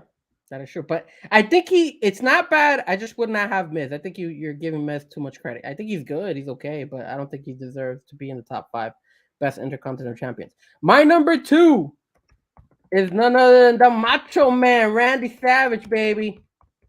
And again, I love Savage because, I mean, Elizabeth, I mean, the guy was so technical. I mean, the fight with Ricky Steamboat, probably one of the best matches of all time. It is my favorite match of all time. I mean, so he goes, he wrestles George the Animal Steel. I believe it was on WrestleMania 2, and then the match with Steamboat was in WrestleMania 3. Yep. And he was, and I saw this documentary on Randy Savage, and that's where he did the throat angle. They did the throat. There was they interviewed Ricky Steamboat, and Ricky Steamboat said that he had like at least 5 pages worth of moves that Randy Savage wanted to. That's how detailed he is to his thing. He handed out a list of what he wanted to do. That is impressive. And Steamboat was like, "Yo, man, when are you gonna stop? Like, this is intense." Randy, that hands down, I'm not gonna lie. And a lot of people's list, he probably should be number 1, or he is number 1. For me, I have him number 2, and it's because my number 1 is gonna be. You'll see what it is, but Randy Savage, number 2. Your turn. My number 2 is just like me. He's perfect, Mr. Perfect, Curt Hennig. And he held the title a couple times. He's beat Tito Santana, by the way, to become the Intercontinental Champion. How about that? He beat your number 5. Yeah, how about that there, buddy? Sir, I mean, he was Mr. Perfect. He was the one of the most talented wrestlers that I've ever seen. One of the longest reigning Intercontinental Champions of the decade in the 80s. He was amazing, and I'm not gonna lie to you. I really like your number 2 so much that my number 1 is Curt Hennig. And I'm gonna tell you why I like Mr. Curt Hennig, Mr. Perfect. He held the belt for over 406 days. He had the perfect plex. I love his promos. He was perfect in every sense of the story. There was those promos where he would go, he would play pool, he wouldn't miss a shot. He would play basketball, he wouldn't miss a shot. He would throw darts, he wouldn't miss he would always get it perfectly. Like, it was so good the way that they sold him. We also have to give him credit because he trained Brock Lesnar. And he also helped Triple H win the Intercontinental Championship after a while. So Curt Hennig, for me, one of the best. It sucks that he eventually had that back injury and it hurt him, and his career kind of went down from there on out. But Curt Hennig he was so good. He represented a lot what I feel the Intercontinental was worth. And you know, I know he used to go, he went up against Hulk Hogan a couple of times for the heavyweight belt, and he never won it. But that didn't let him, you know, kind of just go ahead and say, screw it, I'm not gonna fight. I'm not gonna value it. And I think the reason I honestly felt that Curt Hennig did a great job when it came to the Intercontinental belt is because he kind of treated the Intercontinental belt like if it was the heavyweight belt. And that's what I loved about Curt Hennig. That's why he's my number 1 all-time Intercontinental champion. Yeah, and then also remember, back in those days, the Intercontinental title was treated as the wrestling championship. You had your big guy champion, your Hogans, your Yokozunas, who went out and did a 5-10 minute match, and the Intercontinental champion was the one that did the 35-45 minute match, which is why your Curt Hennigs, your Bret Harts, your guys that were the Intercontinental champion. My number 1 is the gentleman who is number 2 on yours. Oh. It is the Macho Man, Randy Savage. And I just thought, again, he elevated that title to mean something. And then when he lost it, it elevated at that time Ricky Steamboat at WrestleMania 3. And that's just, and then just the way Savage is. I mean, like, do I really need to go in? I mean, he covered a lot of it on his and everything else. I don't want to go back over everything, but, and it was difficult too, because, and I'll go to my honorable mentions: Bret Hart, Pedro Morales. I even threw the Ultimate Warrior in there, although I did that for the fact that he was beloved by fans, not necessarily he was like the greatest Intercontinental Champion, but he was one of the bigger selling gross merchandise when he was the Intercontinental Champion. I mean, my honorable mentions is China, the only woman. She won it twice as well. I'm not gonna lie, I kind of like the one that they have right now. Who's that Raw? What's his name? I forgot his name now. Gunther. I think Gunther. If Gunther keeps doing what he's doing, I think he could be. I don't think he'll be top 5, but he could definitely fall somewhere in the top 10. If he continues to do what he does, I think Gunther is very, very under right now. It's hard to put him in the list with such great, like, there's so many we didn't even touch, but I think the guy has the potential of being in the top 10, in my opinion. No, he's all, and he has brought back, because I believe Triple H has allowed him to bring back, recognition to that title. They've made a concerted effort to make the U.S. title mean something again, and the Intercontinental title. So, and that's what you got to have to make them have prestige. It doesn't make a lot of sense to just keep passing it around so that everybody gets to carry the belt through the airport. You need to make a mean something. Again, if you got a battle and they're flipping the title back and forth between the two because of whatever, that's different. But when you were just putting it on everybody that came up, is like, oh, give him a title. Okay, he's a U.S. champion. Okay, give him that. It just took a lot of the prestige away.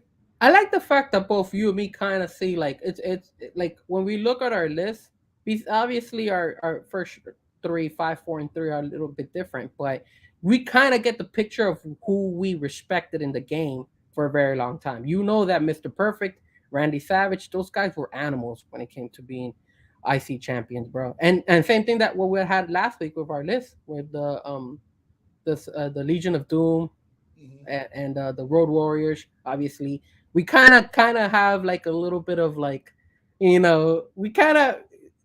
we're both, even though you're a little bit older than me, we kind of still value, like, I don't know if you feel the same. I know you from the way you are. I don't know if you kind of looked at me and said, damn, Frankie has a lot of good, like, he respects the wrestling because it's what? Not one bit, no. Of course not. All right. With that being said,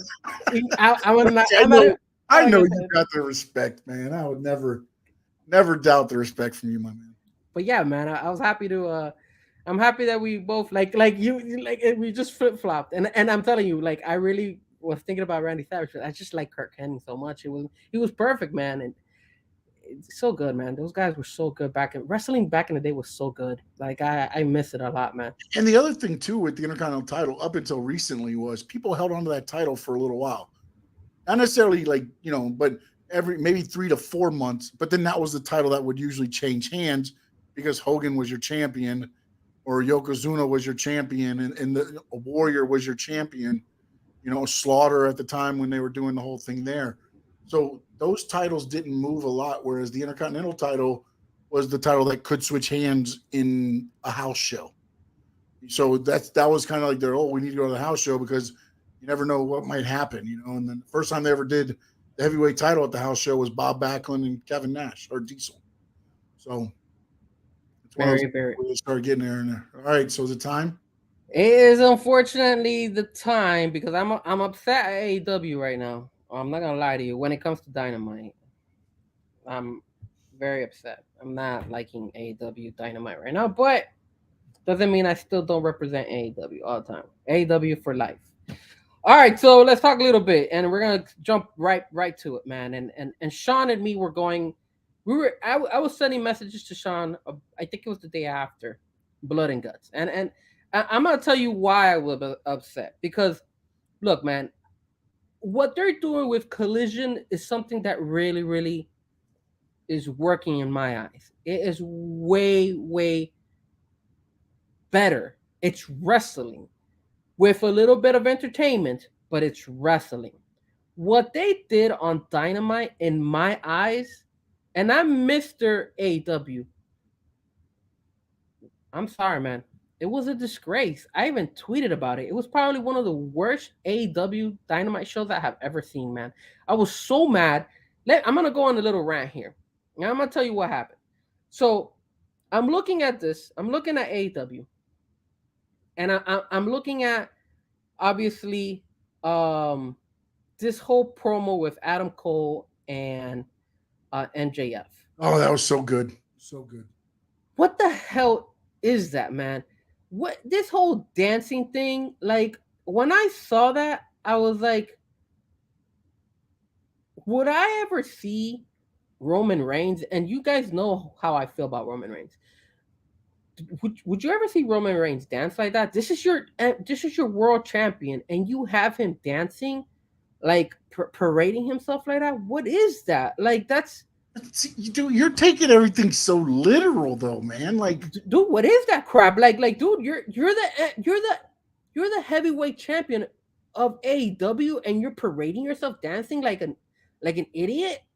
Come on, man. Okay, look, you want to do the little promos, the whole little spicy Chinese food and all that stuff. Okay, I could deal with that. I didn't like it. I didn't think it was that great. I thought it was okay. But then to go and do this dance off, I like the whole, I like the jacket stuff.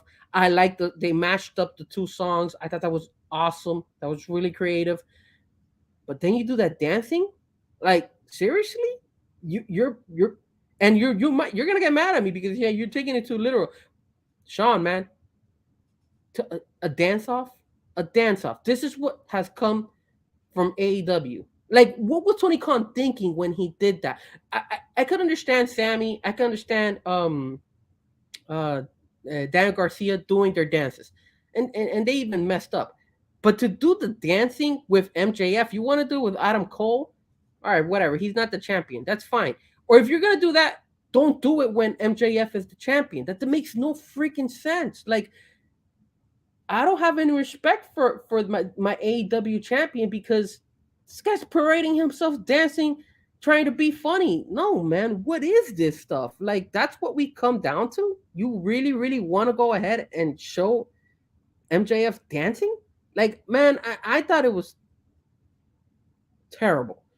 And then let's talk about the blood and guts. Let's talk about but before we go there, I'm just gonna let you go, and then just let me know when you want me to jump in, okay? Okay. I forgot to mention that Jack Perry Hook fight. All right, so they go and they pick Jack Perry. He comes out with his song. He doesn't show up. Then all of a sudden, he introduces this new song, right?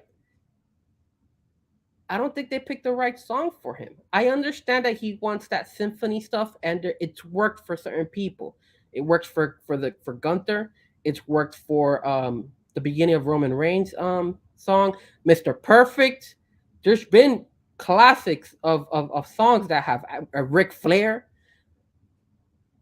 The one that he picked did not work. And you had this whole promo of him running around the whole freaking time, being scared of Hook, and then all of a sudden you beat him? I mean, come on, man. I thought that was whack. I thought that was lame the way they did that. I don't have a problem with him beating him, but all this whole time you've been making him seem like he's a scary cat, and then all of a sudden he beats Hook? How does that make any sense? Like, that storyline makes no freaking sense. Then Blood and Guts, which, in my opinion, the only wrestler that actually wrestled was Claudio. All the other ones were terrible. Pac walking out, Takeshita just leaving. The Young Bucks didn't even want to be in that match. This whatchamacallit, the Asian guy who was on the Kenny Omega side. What was his name again? I forgot his name. Ibushi.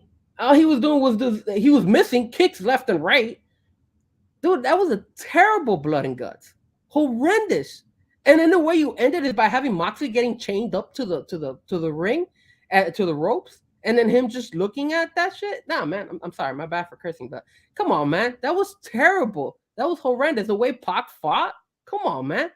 This is what you bring to AEW Dynamite?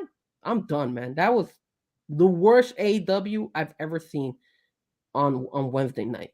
You could go ahead, Sean. You could agree or disagree with me, but that was bad. No, I mean, again, I thought a lot of the stuff they went with was the entertainment route, which I told you gets casual wrestling fans. They did a 9:53 for this was one of their best Dynamite tune-ins in a long time, and over the week it ended up going up to 2.5 million. Because the Warner Brothers wanted to get that number out there, so they printed it for the whole week. But on the night of, they did a 9:53. When everything picked up was the dance-off. It jumped up to 9:77 when MJF and Adam Cole and them doing their dancing. It's the entertainment end of it gets the casual wrestling fans. That's what will increase your number. The Blood and Guts match was the Blood and Guts match, which was funny was because the first segment of the Blood and Guts match was their highest at 980, but by the time it finished, they were at their lowest at 928 on the whole hour. So, just that breaking down some of the numbers there. I think you have a vision of, the Ric Flair-esque champion. I don't know that yes, Roman can do that because that's his gimmick. He's the tribal chief. MJF is just we all know what the end game of this whole angle is going to be. I believe. So it's watching him do whatever he has to do to be in Adam Cole's graces or to pull the wool over Adam Cole's eyes. I mean, the hangover type video they did before where they go in and we're going to face the fears of the hottest food and then they drink straight alcohol or whatever. And then they say their words together, all that stuff is, it's the entertainment part of it. I hate to tell you this, but that's what they did for the casual wrestling fan. It almost felt like that show was sent out. Yes, the Hook thing is what it is, man. At least they had him use the belt. Like, I was like, if they have him pin him clean, at least they did the belt thing. And then I don't know what they're doing with Taz because he was upset about everything, but he hasn't been involved yet. But he keeps saying, oh, Hook's going to get his hands on him and this and that. And then today, by the way, is the 25-year anniversary of when Taz introduced the FTW belt to ECW. And if you don't know that, you can go and look on online. And yeah, it's the 25th year of there. And the Blood and Guts, I'll agree with you on this. And trying to say this nicely because say what you gotta say, man, because that was a piece of crap show. This is where I totally disagree with what Tony Khan does. They basically did that Blood and Guts match to set up the main event for Ring of Honor, Death Before Dishonor. That's what they did. That's why Pac left. So after the match, Claudio can go back and challenge him for the Ring of Honor championship for their pay-per-view that was happening on Friday.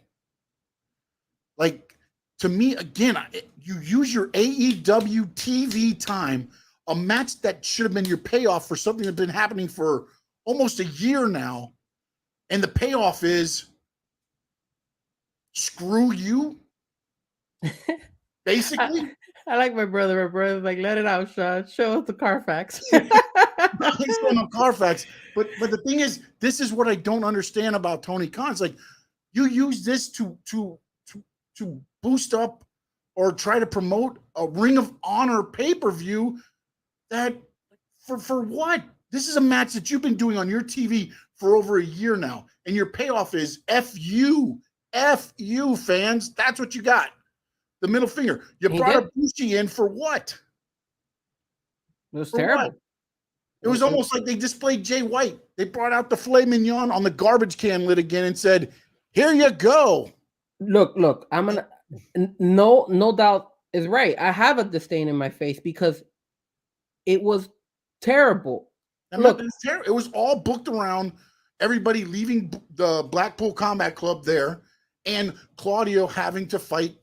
It didn't settle anything. But it didn't settle anything. But it felt like these guys were not interested in fighting in that match. Because hey, Frankie, we get to go on the air and we're gonna wrestle, right? And you've had this thing going for a year, this disdain and this everything else. And then they come to you and go, Pac, you're gonna leave, Takeshita, you're gonna leave them. It's just gonna be Blackpool Combat Club and the Elite, but we're gonna be setting up for Claudio and Pac. So the end result of our blood and guts that we've put in for this whole year is to get a main event for your Ring of Honor card? But Sean, I don't have a problem with them having Pac in there. I don't have a problem with Takeshita being in there. I don't have a problem with Claudio being in there. But show some heart. You had, and I tweeted this. There was no payoff. There was no payoff. There is a payoff. You want to know what the payoff is? Giving a show to your fans. You built this blood and guts so much that you're gonna go and give half-ass that wrestling job, half-ass that wrestling match. Come on, man. I'm not invested in Pac. I'm not invested in Claudio in Ring of Honor. What I saw them do in Ring of Honor on Friday was 20,000 times better. I don't even watch Ring of Honor, barely. And I actually watched that match and I was like, wow, Ring of Honor is actually entered. And I think I tweeted it and I think I sent it to you. I was like, this is the Pac I wanted to see on Dynamite. Why can't you get that Pac in Dynamite and Ring of Honor? I don't have a problem with that. He showed heart. Was set up to leave them high and dry. So how are you going to get that when his whole thing is, I'm leaving this match? But it's not only even him. Look at the Young Bucks. They were uninterested in being there. They were so uninterested. How can you have your wrestlers be in the biggest match? Can I tell you something? Tell me. I would not be surprised, and maybe I'm wrong. I bet you the Young Bucks and Kenny Omega might stay. I think the Young Bucks are gone. Yeah, you mentioned that before. I think so too. I think they're tired. I think they don't want to be there anymore. You go from being the EVPs to having this whole thing going to being, again, man, you can say all you want about, go out there and give heart. But what is the final outcome? If you're just told your final outcome of your match is Pac leaving, Takeshita leaving, and setting up for a Ring of Honor main event, guess what? I'm not going to go out there and put my body on the line so you can sell 12 pay-per-view buys. It just doesn't make sense, man. It doesn't make sense. There's something else going on behind the scenes in this match. There's something else. I don't know what the whole thing was, but there was no payoff in that match. What was? Let me ask you, what was the final result of the match? Because I don't know. I didn't even want to watch the end of that match. That match was stupid. That blood and guts thing was terrible, man. And yes, I do get passionate because I come here to defend AEW, and then you give me this. Yeah. You give me this crap. Come on, man. How am I? Tua Time. I have the creative side. I mean, I get it. I haven't seen Tua Time on the chat, and probably because he's always mad at me because me and Tua Time on Twitter we could be going at it. But how am I supposed to defend AEW with like fans like Tua Time, who I know Tua Time loves WWE, with the quality that they just put out that Wednesday? It was terrible. And then for you to say that they had over 900 people watch this, over 2.5, what is wrong with our wrestling fans? Why are you buying into this crap? You're not buying into the cage match, but you're buying into the entertainment aspect of it, bro. So you want to know, dude? That was entertaining as hell. So okay, man. So then let's do a segment between you and me every time on Tuesday on the Square Circle, a dance off between you and me. Maybe we'll get more viewers that way. What do you think about that? That's just stupid. You don't do that stuff, man. I'll do it. No. Yeah, the dance, baby. I'm not dancing. I'm not doing no dance off because, bro, you're my. I'll win. You probably will win. I do Eddie Cole. What did he do? Yeah, he was going ham, but he was. But He was no, man. That was in front of him. Look, I don't have a problem. We're just going up viewers. We're going up viewers. They're right. I wouldn't be surprised because they like people. I can't believe people, man. It just infuriates me that people are actually tuning this crap. And I went. I went with a 40-minute. A 40-minute hold some of these promo. guys on like a pedestal, bro. Like, and it's not that I hold him in a pedestal. It's just I don't want my champion dancing. Last week, that is under what a champion should do. Last week, I went hard on WWE saying, "Why in the world are you doing a 40-minute goddamn promo of Roman Reigns and all these guys?" Right. And then AEW gives me this. Yeah, you give me this, so you're pretty much like you. I'm looking at the show like Tony Khan looked at the show and be like, yeah, Mr. AEW, I'm gonna give you a foot up your butt and give you this crap. And now I gotta eat my words and be like, I'm sorry, guys. I'm sorry. I was criticizing WWE all this time, but look what AEW just dished out on Wednesday. That was horrible. The worst I was so mad. So mad.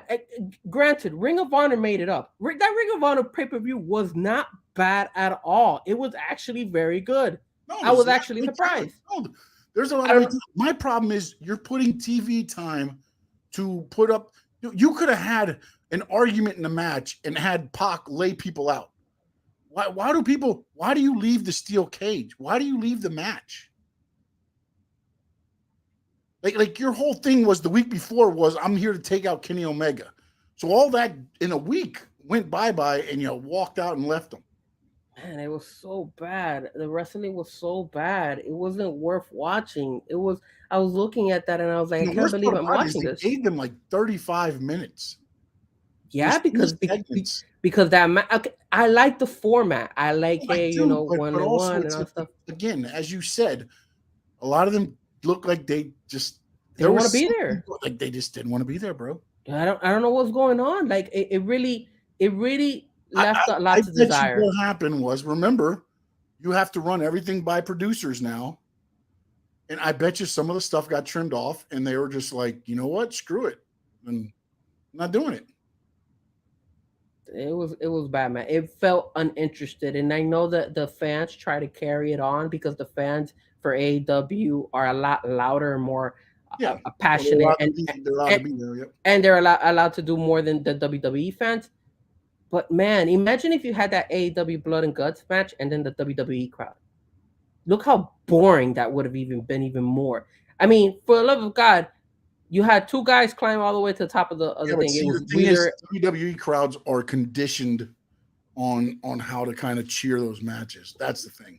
Yeah, but what I'm rowdy or anything else, but they'll get up when there's something. But imagine if WWE had if AEW had a conditioned crowd, that match would have been even more boring, bro. Because at least the fans are gonna get wild for just a regular elbow, or they'll see 20 super kicks and they're yelling. Oh yeah, the AEW crowds, which for me, exactly, and they always go with 20,000 super kicks, which is annoying as hell. They need to stop doing that crap. But again, you had Wheeler go up the top, and then he's up there. I think it was with Matt Jackson, and then Matt is doing the whole thing. And then Wheeler's like, yo, I'm getting the hell out of here. And he's going back down because I guess he was afraid or something. What the hell was the point of you being up there in the first place? Like, what are you trying to do? The thing was to get them up there so he could throw the tax from the top of the thing, which is just stupid, bro. Let me tell you something now. You think that at least in the ring, you can roll them out and put them down to where you want them. When you start dropping them from there, they're going everywhere. Like, I don't understand, like, some of the... And then Moxley goes and brings out that stupid whatever it was with a whole bunch of needles on it. And the guy's bleeding. The nail board. He's bleeding to death. He's the one bleed. I mean, he should just bleed as he comes into the damn match. Like, nobody should bleed, make him bleed. Lock up, bleed. That's it. Yeah, and he should change his name. He should change his name to Bleeding Moxley or something like that. It just doesn't make Moxley good. What I said to you, some of these fighters, some of these wrestlers don't deserve to have so much autonomy, and he's one of them. And I know that he comes out with that stupid crap that, hey, I gotta bleed and all this stuff.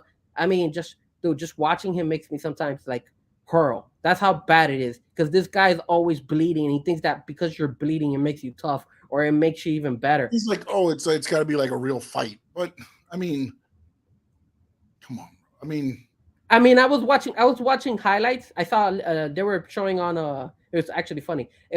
Manchester United was going up against, I believe it was Arsenal, and the fans were fighting in the crowd.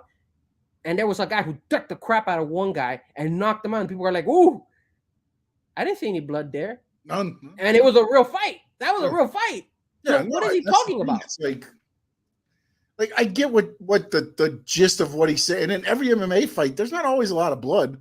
There's a guy's face that's all swelled up, and the guy's got like 4 heads coming out. But boy, Karen's just gonna keep saying AEW, huh? No, Karen, you liked Dynamite, didn't you, buddy?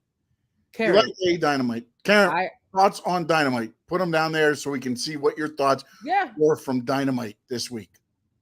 Cat for Life apparently is his next ex-wife is Rhea Ripley. You can't go wrong with that. Let me tell you something. Your brother might have something here. I got it next week. AEW Dynamite dance off.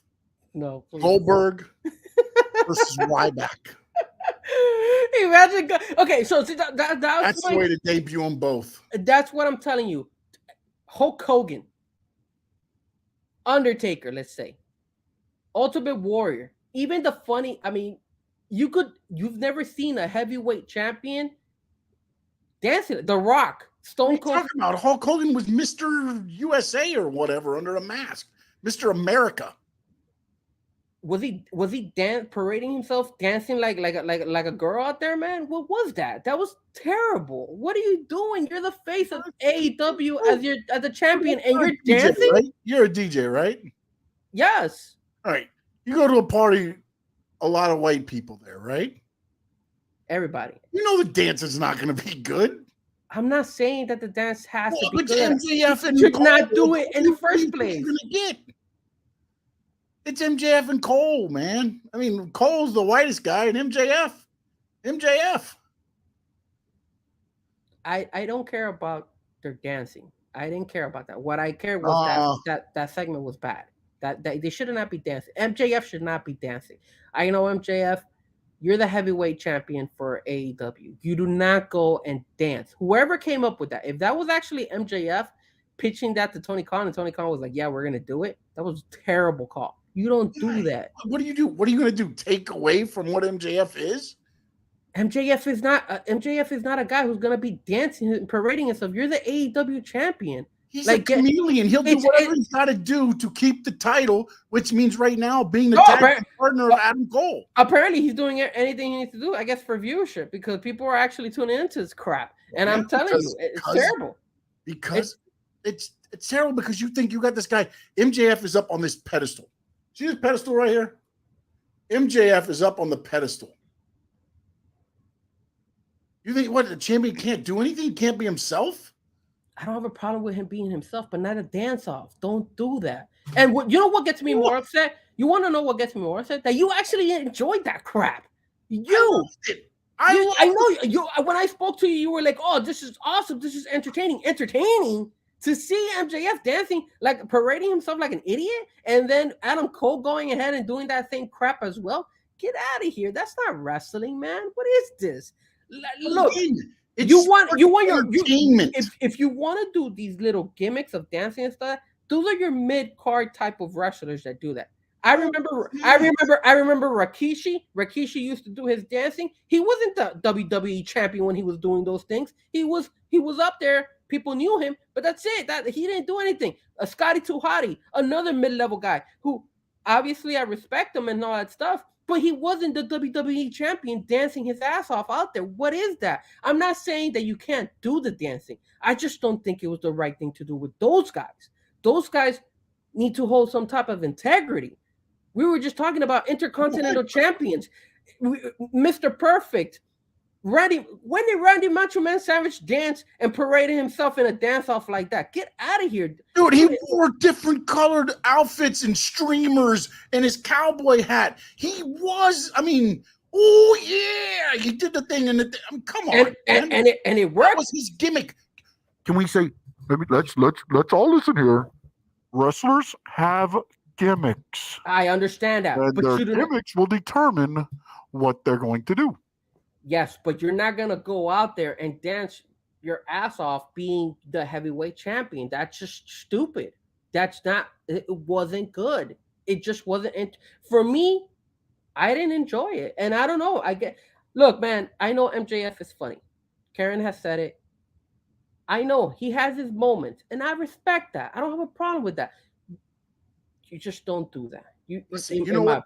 I was mad because John Cena Sr. was there at the show, and I wanted to put a chair beside him, and I wanted Excalibur or Tony Schiavone to be like, John Cena's here, and they're like, I can't see him. I wanted that to happen so bad they didn't do it. But I put down, I don't care. This is entertaining. Gets no better than MJF and Adam Cole, and now the new intro song and matching gear. Keep it going forever. AEW Dynamite. That was terrible. But I'm gonna change the subject a little bit because And then I also said I have never seen a tag team have so much trouble trying to hit a double clothesline. Look at that, man. Come on, man. I love it. Double clothesline. They have a shirt out now. Double clothesline. Best-selling merchandise.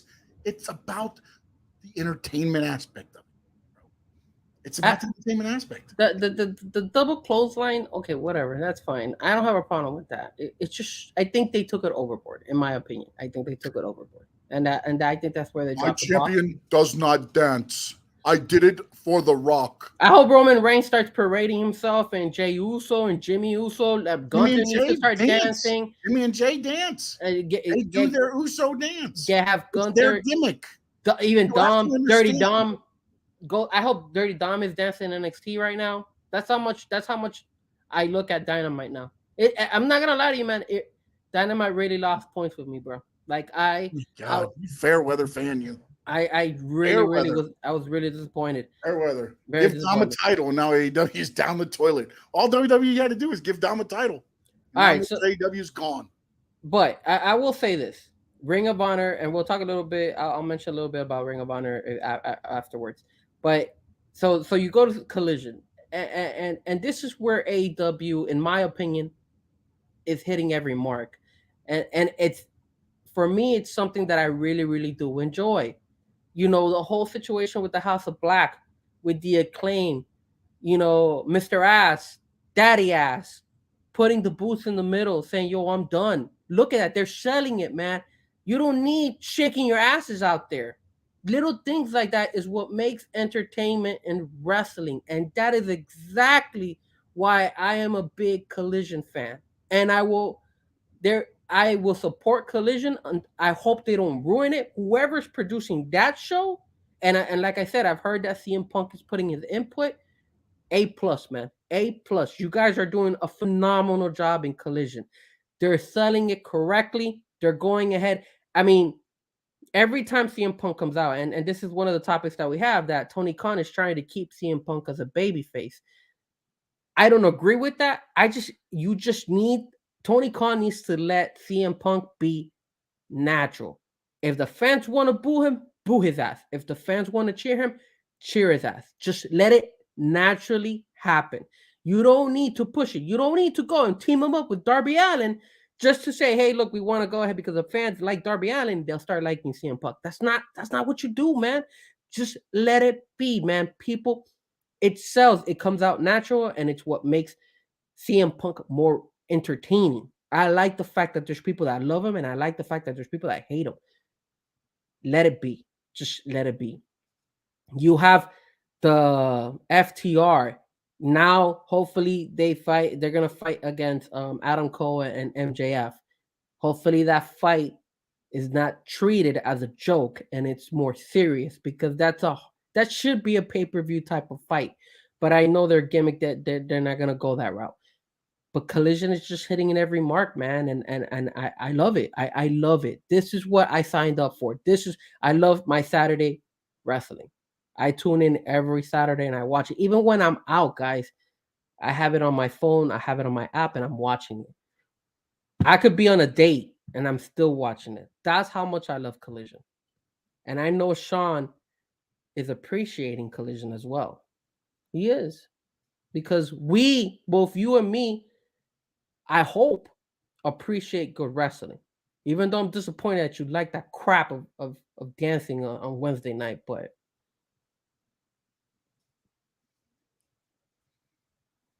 Do you need a towel for that? The tears coming down your face? Collision. You okay? Yeah. Collision's good, man. They just keep doing what they're doing. Again, it's what you have on the card. It's the wrestlers you have on the roster. It's the thing they do better on that night. They're different, but also they're newer. They've got a little bit of, the one thing that I think they're doing good on is they're throwing the right people over there. Darby Allin this week, like the person that they're swinging in on Saturday doesn't really throw anything off crazy. It's like, okay, all right, they kind of fit in and everything there. So it's gonna be interesting. I mean, I know CM Punk and them had the meeting beforehand, and just they know they want to be different than what Dynamite is, and I think that's why you're going to see more of what you see on Saturday and more of what you see on Wednesday. Because I get what WBD, Warner Brothers Discovery, is saying about, we're not worried about numbers. We're worried about where we're placing in the market. But, man, like, your money is paid off of your views, unfortunately, man. I mean, I hate to say it that way. I mean, they had 618,000 views this week. So they did good. It was good. It was a good number. But, again, you didn't have to dance. And you didn't have to dance. But they danced on the other show and they went up 200 points from last week. Yeah, because it's on a Wednesday. What's there to watch on a Wednesday? I understand you're about the wrestling stuff. You're about the other stuff.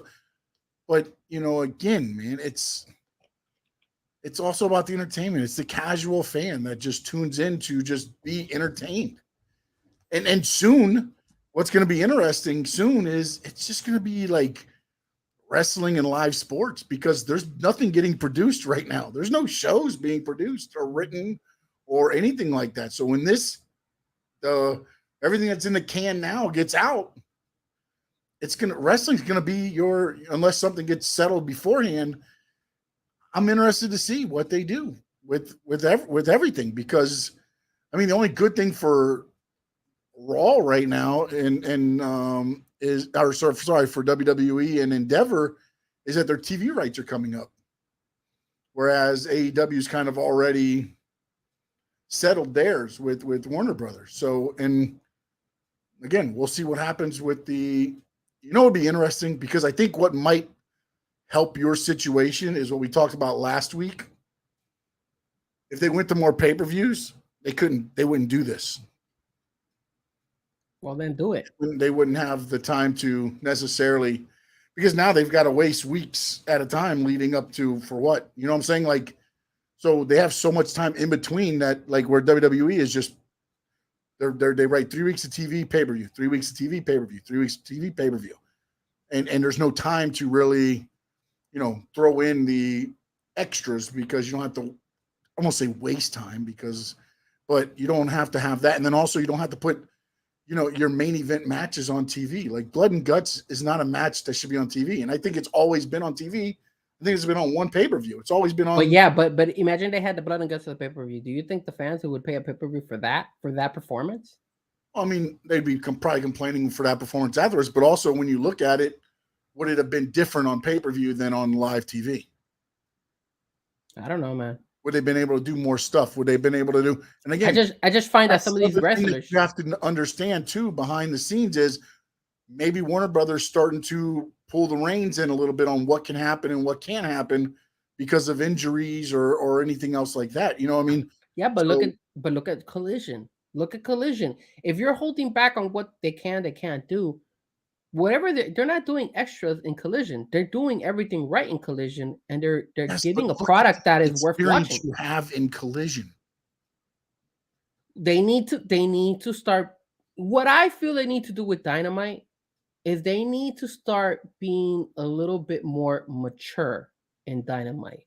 Stop being Yes, but so you don't have gimmicky. the veteran leadership there. You don't have. You Look, got Tony Khan, who's the same freaking owner that owns Tony that Khan does is a Collision freaking too. mark, man. He is, but you still the He's guy. like, I want to do this. I'll do this. Okay, no problem.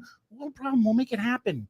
Okay, no problem. But then why is Collision a better show than Dynamite? And why is it produced you have better? veteran leadership in the back. You have CM Punk. You have Miro. You have House of Black. You have all these veterans that have been. You have Chris Jericho and Dynamite. You have Hangman Page. You have Kenny Omega. Those guys are reputable wrestlers. Why are you gonna say that they're not leaders? Kenny Omega's the leader, not Moxley, but Kenny Omega. Chris out on the show. Chris Jericho on the show because CM Punk called a meeting and said, "This is what Rampage is going to be. This is what we're going to do. This is the style we are. You do this good. You do that good. You do this good. You do that good. This is what we're going to do good together."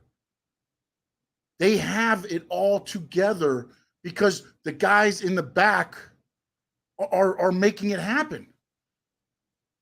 Who on the thing? I mean, dude, you have those guys that are just like Moxley left WWE. Why?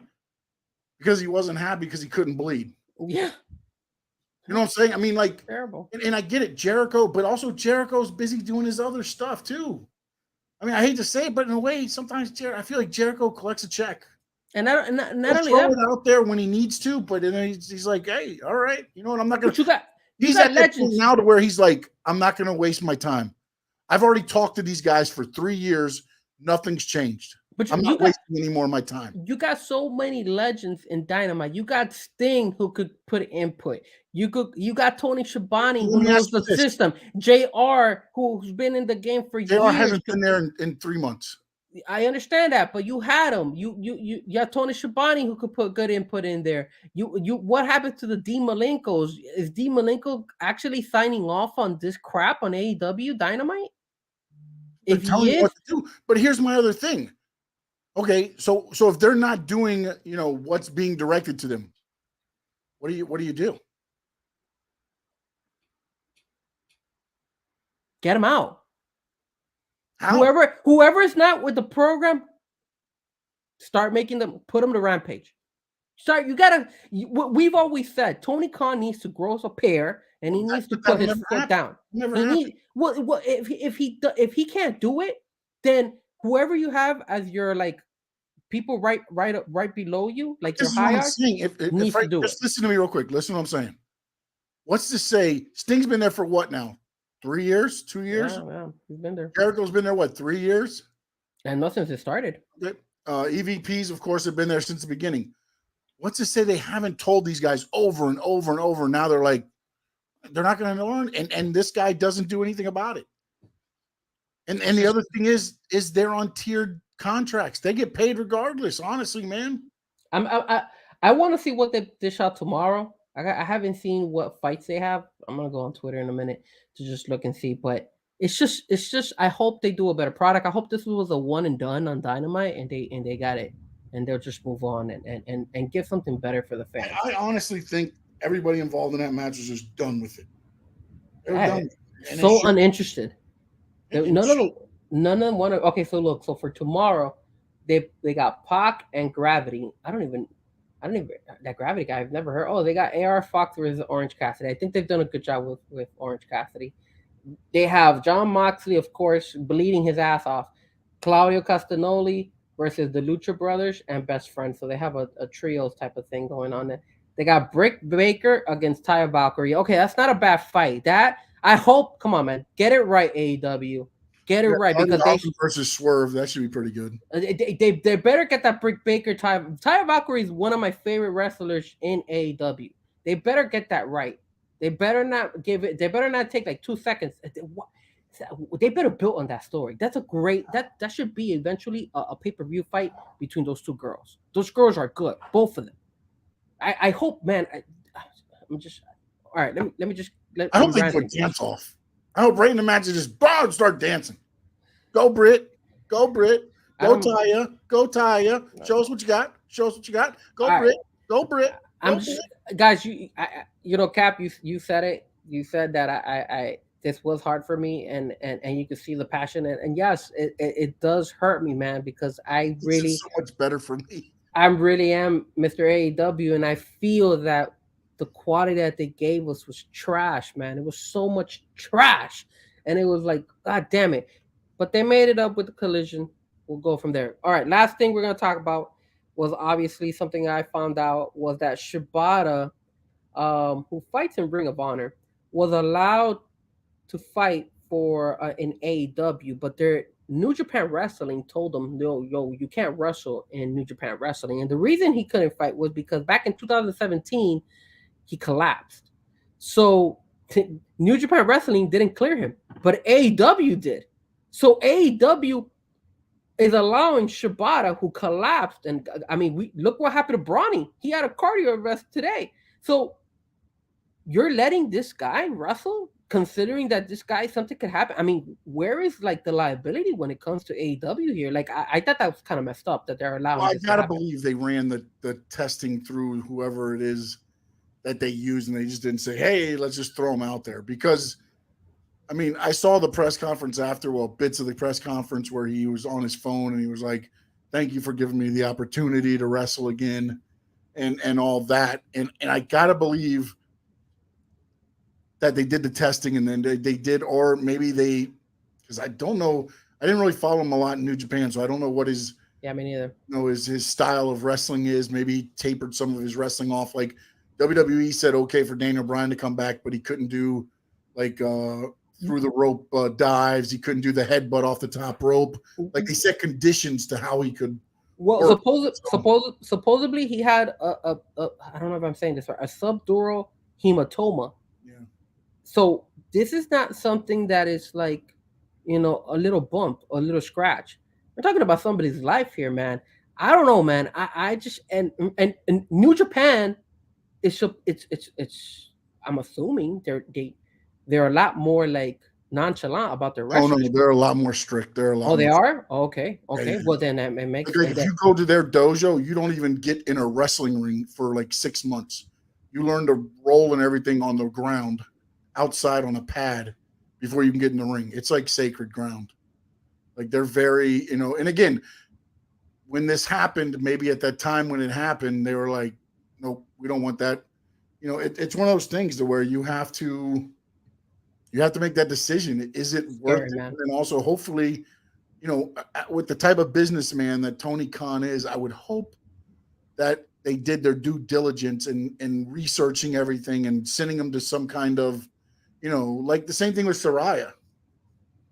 I mean, WWE told her, you can get doctors to tell us you can wrestle. We'll never let you wrestle with us again. Straight out told her that.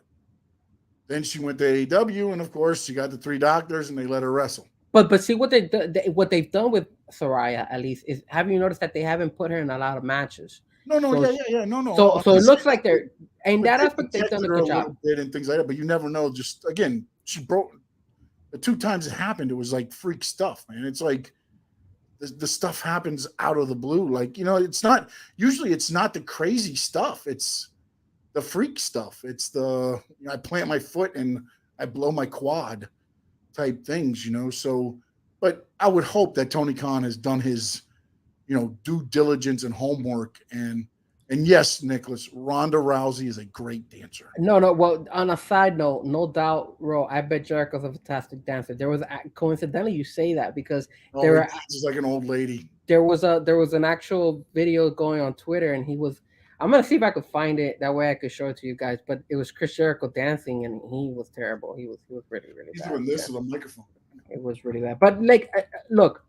AEW is known for a lot of the wrestlers to get injured. So I'm hoping that they make the right decision when it comes to Shibata, and that they're not putting him at risk, because there is a concern, and the liability, man, is huge, man. Like, how No, in I the mean, yeah, world? I would hope they did their due diligence and everything has been. I mean, because in certain, well, and again, here it goes. Certain states, you have to have a license. Now, I don't know what states they're working in, so maybe they go to states that you don't have to have a license, and he can wrestle in regardless. So I hope they're crossing their T's and dotting their I hope I's. Shibata's thinking that as well, because the dude's good. But I get Otis, it. yeah. Sorry, I don't want to see. Otis is a guy that I wouldn't mind dancing, it's because, his gimmick. and not only is it that his gimmick, he's not the WWE World Just say it. Champion. You want MJF dancing because he's Jewish. Look, man, I could have MJF sing. I could have MJF go and do these little promos of like funny little stuff. I don't mind that. Just, I don't know. I just Sing, felt like champion, sing, but don't dance. I think he belittled himself a little bit, bro. No way, man. He's added so much layers to his, like, just how over the top he's being, acting like he wants to be a fan favorite. I mean, are you serious? He was on the thing stomping on the stairs, and man, dude, the dude is doing everything he can to try to gain viewership. Yeah, I guess when people are actually tuning in to go with this angle, man. He's selling it. Oh. All right, so real quick, I got a couple indie things. Well, one indie thing. Well, quick thing. I know you're gonna go a little bit more on the indie thing. I'm gonna say I don't have that much on the indie thing. I do want to talk a little bit about the Ring of Honor. I do want to give credit to the Ring of Honor. You're in Ring of Honor because that's technically AEW. Let's just. But the Ring of Honor, they had a really Mr. Ring of Honor, Mr. ROH. They really Mr. ROH. They really did it. They really hit the mark when it came to the Claudio versus Pac. That was the Claudio and Pac that I wanted to see on Dynamite. They're saving it for you. The main event was actually Athena versus Willow. I know that Athena and Willow have been wrestling a couple times in Rampage and in Collision and all that stuff, but they delivered as well. It was a really, really good match, and I'm happy that they gave them. I think I don't know if that's the first time they ever have a women headline a pay-per-view for Ring of Honor. It was, and then also too.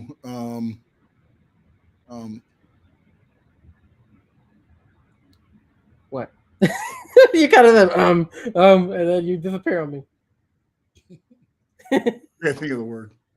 I had a blanked out. Well, while you keep thinking about that, the Danny Garcia versus Shibata was a really good fight as well. And then the surprising match in my eyes was this fight between the Dark Order and the Righteous and Stu Grayson. That was a hell of a fight. I was surprised at how good it was. A fight without honor, and so it was like a street fight. They did a phenomenal job, and you know me, I'm not a big fan of the Dark Order, but man, did that fight deliver? I was like, holy crap, this is really entertaining. Look, man, Ring of Honor was not promoted as it should have been. I know that you and me both saw that, but man, did they deliver? I didn't get a chance to see the Samoa Joe versus the Dalton Castle fight, so I'm not sure if that was a really good fight. I only caught some glimpses because I was going in and out. I've been watching some of the soccer, so it was hard because on Friday you had the Inter Miami, you had the USA Women, and then you had Ring of Honor. You had all three going at the same time, so it was hard. I was like it was funny. I was watching the pay-per-view. I had the US Messi on my big TV, and then I had the USA Women on my phone, and I had all three of them. I was like, I had two TVs, and then I had it on my phone. I was trying to keep up with all three of them because I was like, man, I don't want to miss any of this stuff. So shout out to Ring of Honor. I think they did a really good job when it comes to the wrestling and the actual wrestling and the actual fights. It actually delivered. It was 20,000 times better than that Blood and Guts and what we saw on Wednesday. So that's what I wanted to say about Ring of Honor. Sean is going in. I can see. Look at that face, determined. He really wants to tell us. Oh, I can't find the whole. I want to confirm what I was going to say because I can't find it now that says that. So, never mind. All right. So, you're good with the Ring of Honor stuff because I didn't watch the pay-per-view. I did watch it on Twitter, and it was pretty good. I liked it. It wasn't. I mean, you know what? The the matches I saw on the back and forth. Go ahead. All right. I want to talk basically really just one thing. Good man, the indie god, Matt Cardona, made headlines when he showed up to a signing with the WWE Women's Tag Team title. And he said that he's one half of the Tag Team Champions because he's married to Chelsea Green.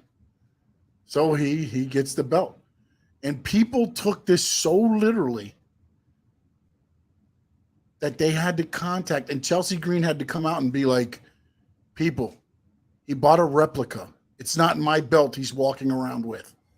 They thought that he was walking around with the WWE Women's Tag Team Championship. This is where it like I just, some people take this so seriously. I mean, it's okay to have a dance off. It's okay to have a replica. I mean, it's okay. It's gonna be okay. Okay? As long as they don't keep doing it over and over, I'm fine with it. God, I hope they open with a dance off this week. Please don't. Or like in 2 weeks or 3 weeks, all of a sudden, or a dance off in Collision. Oh my that God. would be a great entrance for those guys. Just have people, ladies dancing out to the ring apron, and then they just come dancing through like back in the disco days. It's terrible. All right, we got performers of the week. Yeah, my performance of the week is actually what I just mentioned, which was the Pac versus the Claudio. That fight delivered, man. I was so, I'm not a Pac fan, but if you guys didn't tune in, I hope you could still kind of see the highlights of it. Check out the highlights, man. Those guys, Claudio, I have more respect for Claudio than, because obviously he was the only one giving some effort at the Blood and Guts. And that's what I was telling you. See, and I know I'm going back to this, but see, that's what I'm talking about. That guy put effort on Blood and Guts, and then he delivered again at the Ring of Honor pay-per-view. That's the type of person that I want in my company. Somebody who's going to give me that type of heart and effort day in and day out. If those other guys didn't want to be there, don't even feature them in Blood and Guts. Find other people to do Blood and Guts. Claudio gets I have Pac and Claudio, but Claudio right here because he delivered not only on Wednesday in that Blood and Guts, but he delivered in that Ring of Honor pay-per-view. Here. Yes, sir. My performers of the week right now are currently probably the best tag team in AEW. It is MJF. It is Adam Cole. It was the dance-off. They were my performers of the week. I think you like pissing me off. From the hangover segment to the wrestle off, Nicholas Colmenares says it the best. I want wrestlers that can dance. Dance, baby. Dance. You guys just want me to get more and more upset. That's the problem. You guys want me to be more and more pissed off at some ridiculous. Adam Cole with the double up, buddy. It's terrible. I have my Adam Cole action figure, bobblehead back there. When I saw him dance, I was about to throw it against the wall and just be like, "Why the hell do I even have this crap?" No way. I'm so mad. That's how mad I was. But anyways, I thought I think we had a pretty good show tonight. I have to show you something. Oh yeah, show us. See it? Oh, that's cool. Where did you get that? Okada, baby. That's cool, man. Yeah, let me know where you got that. And I know, okay, so guys, on the side note, Sean has been he's been buying some stuff. I see him. Some cool stuff he's adding to his collection there. When you get a chance, show us one of these days what you're doing. I bought my. Check his notes, Frankie. Did he really come with? No, I didn't come with that take. I changed it at the last minute for my performer of the week. From now on, it's all about the dance off. I think I'm going to go record a new intro, and it's going to be me dancing.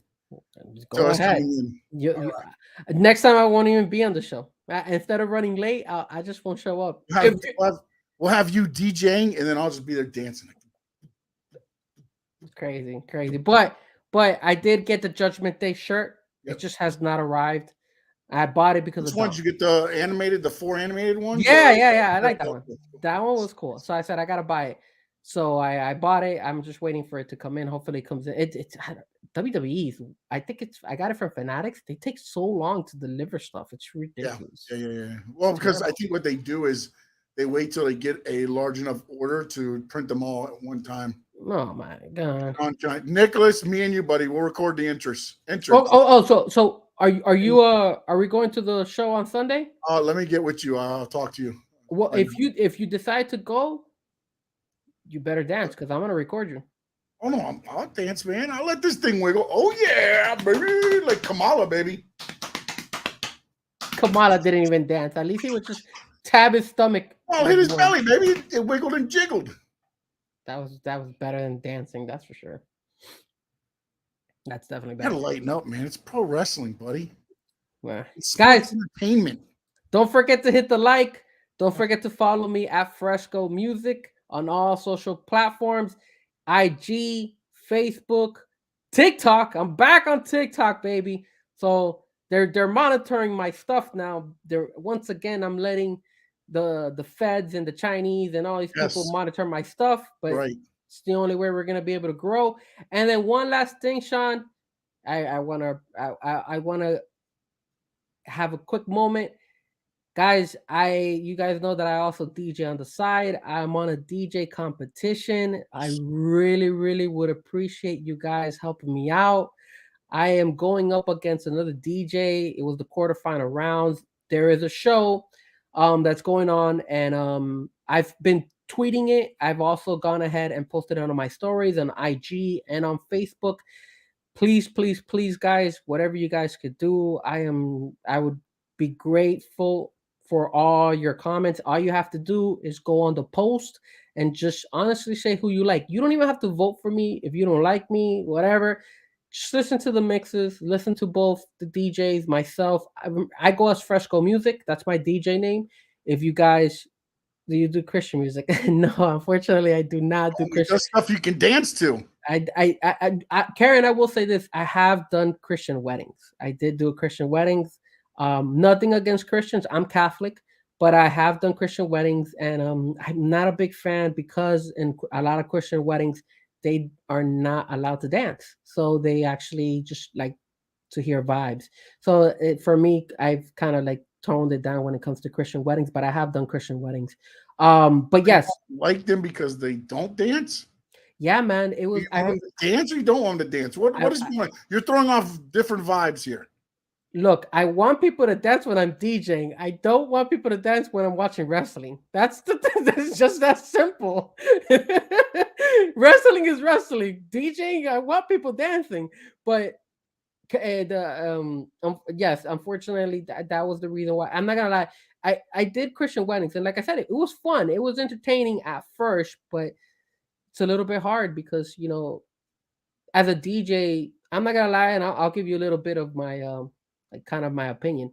As a DJ, when you don't see people dancing, sometimes you doubt yourself. Sometimes you say to yourself, am I doing a good job? Am I entertaining the folks? Because that's what I'm out there to do. I'm here to play music, to have people dance, man, to have people enjoy it, And then when you have a wedding that they're just listening, I'll tell you this, Karen. The bride had given me a list of songs to play, right? They were Christian songs. So I was playing, and she was Hispanic. So it was interesting because she gave me a lot of salsa songs and merengue songs that were all Christian. Never heard them in my life. They were by certain different artists. And what ended up happening was nobody would dance, and it was good music. It was like, bro, how people are not getting up for this? Like, it was very, very good. I actually have a DJ friend who actually DJs electronic Christian music. So he goes ham on electronic music, and it's all about Christian stuff.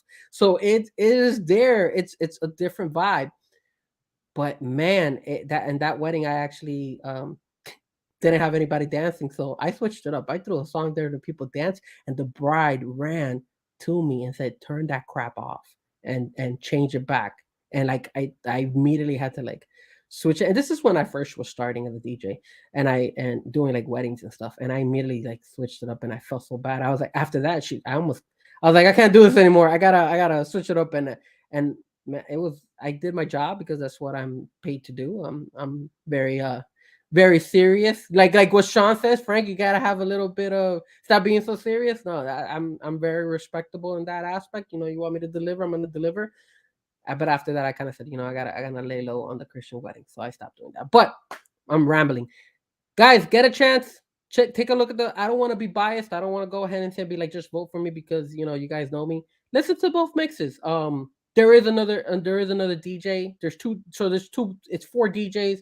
They couldn't decide. I'm going up against the other DJ. So the other DJ, I'll give the other DJ some respect. His name is Remington Steele, the DJ. And obviously he's going up against me, Frezko Music. And then the other DJs that are going against each other, I don't have it on the top of my head, but I put it on my story. I know one of them is Miss D DJ. And then the other person who's DJing is okay, so it's Remington Steele, the DJ, against me, Frezko Music, and then the other DJ is Miss DJD versus Rondu.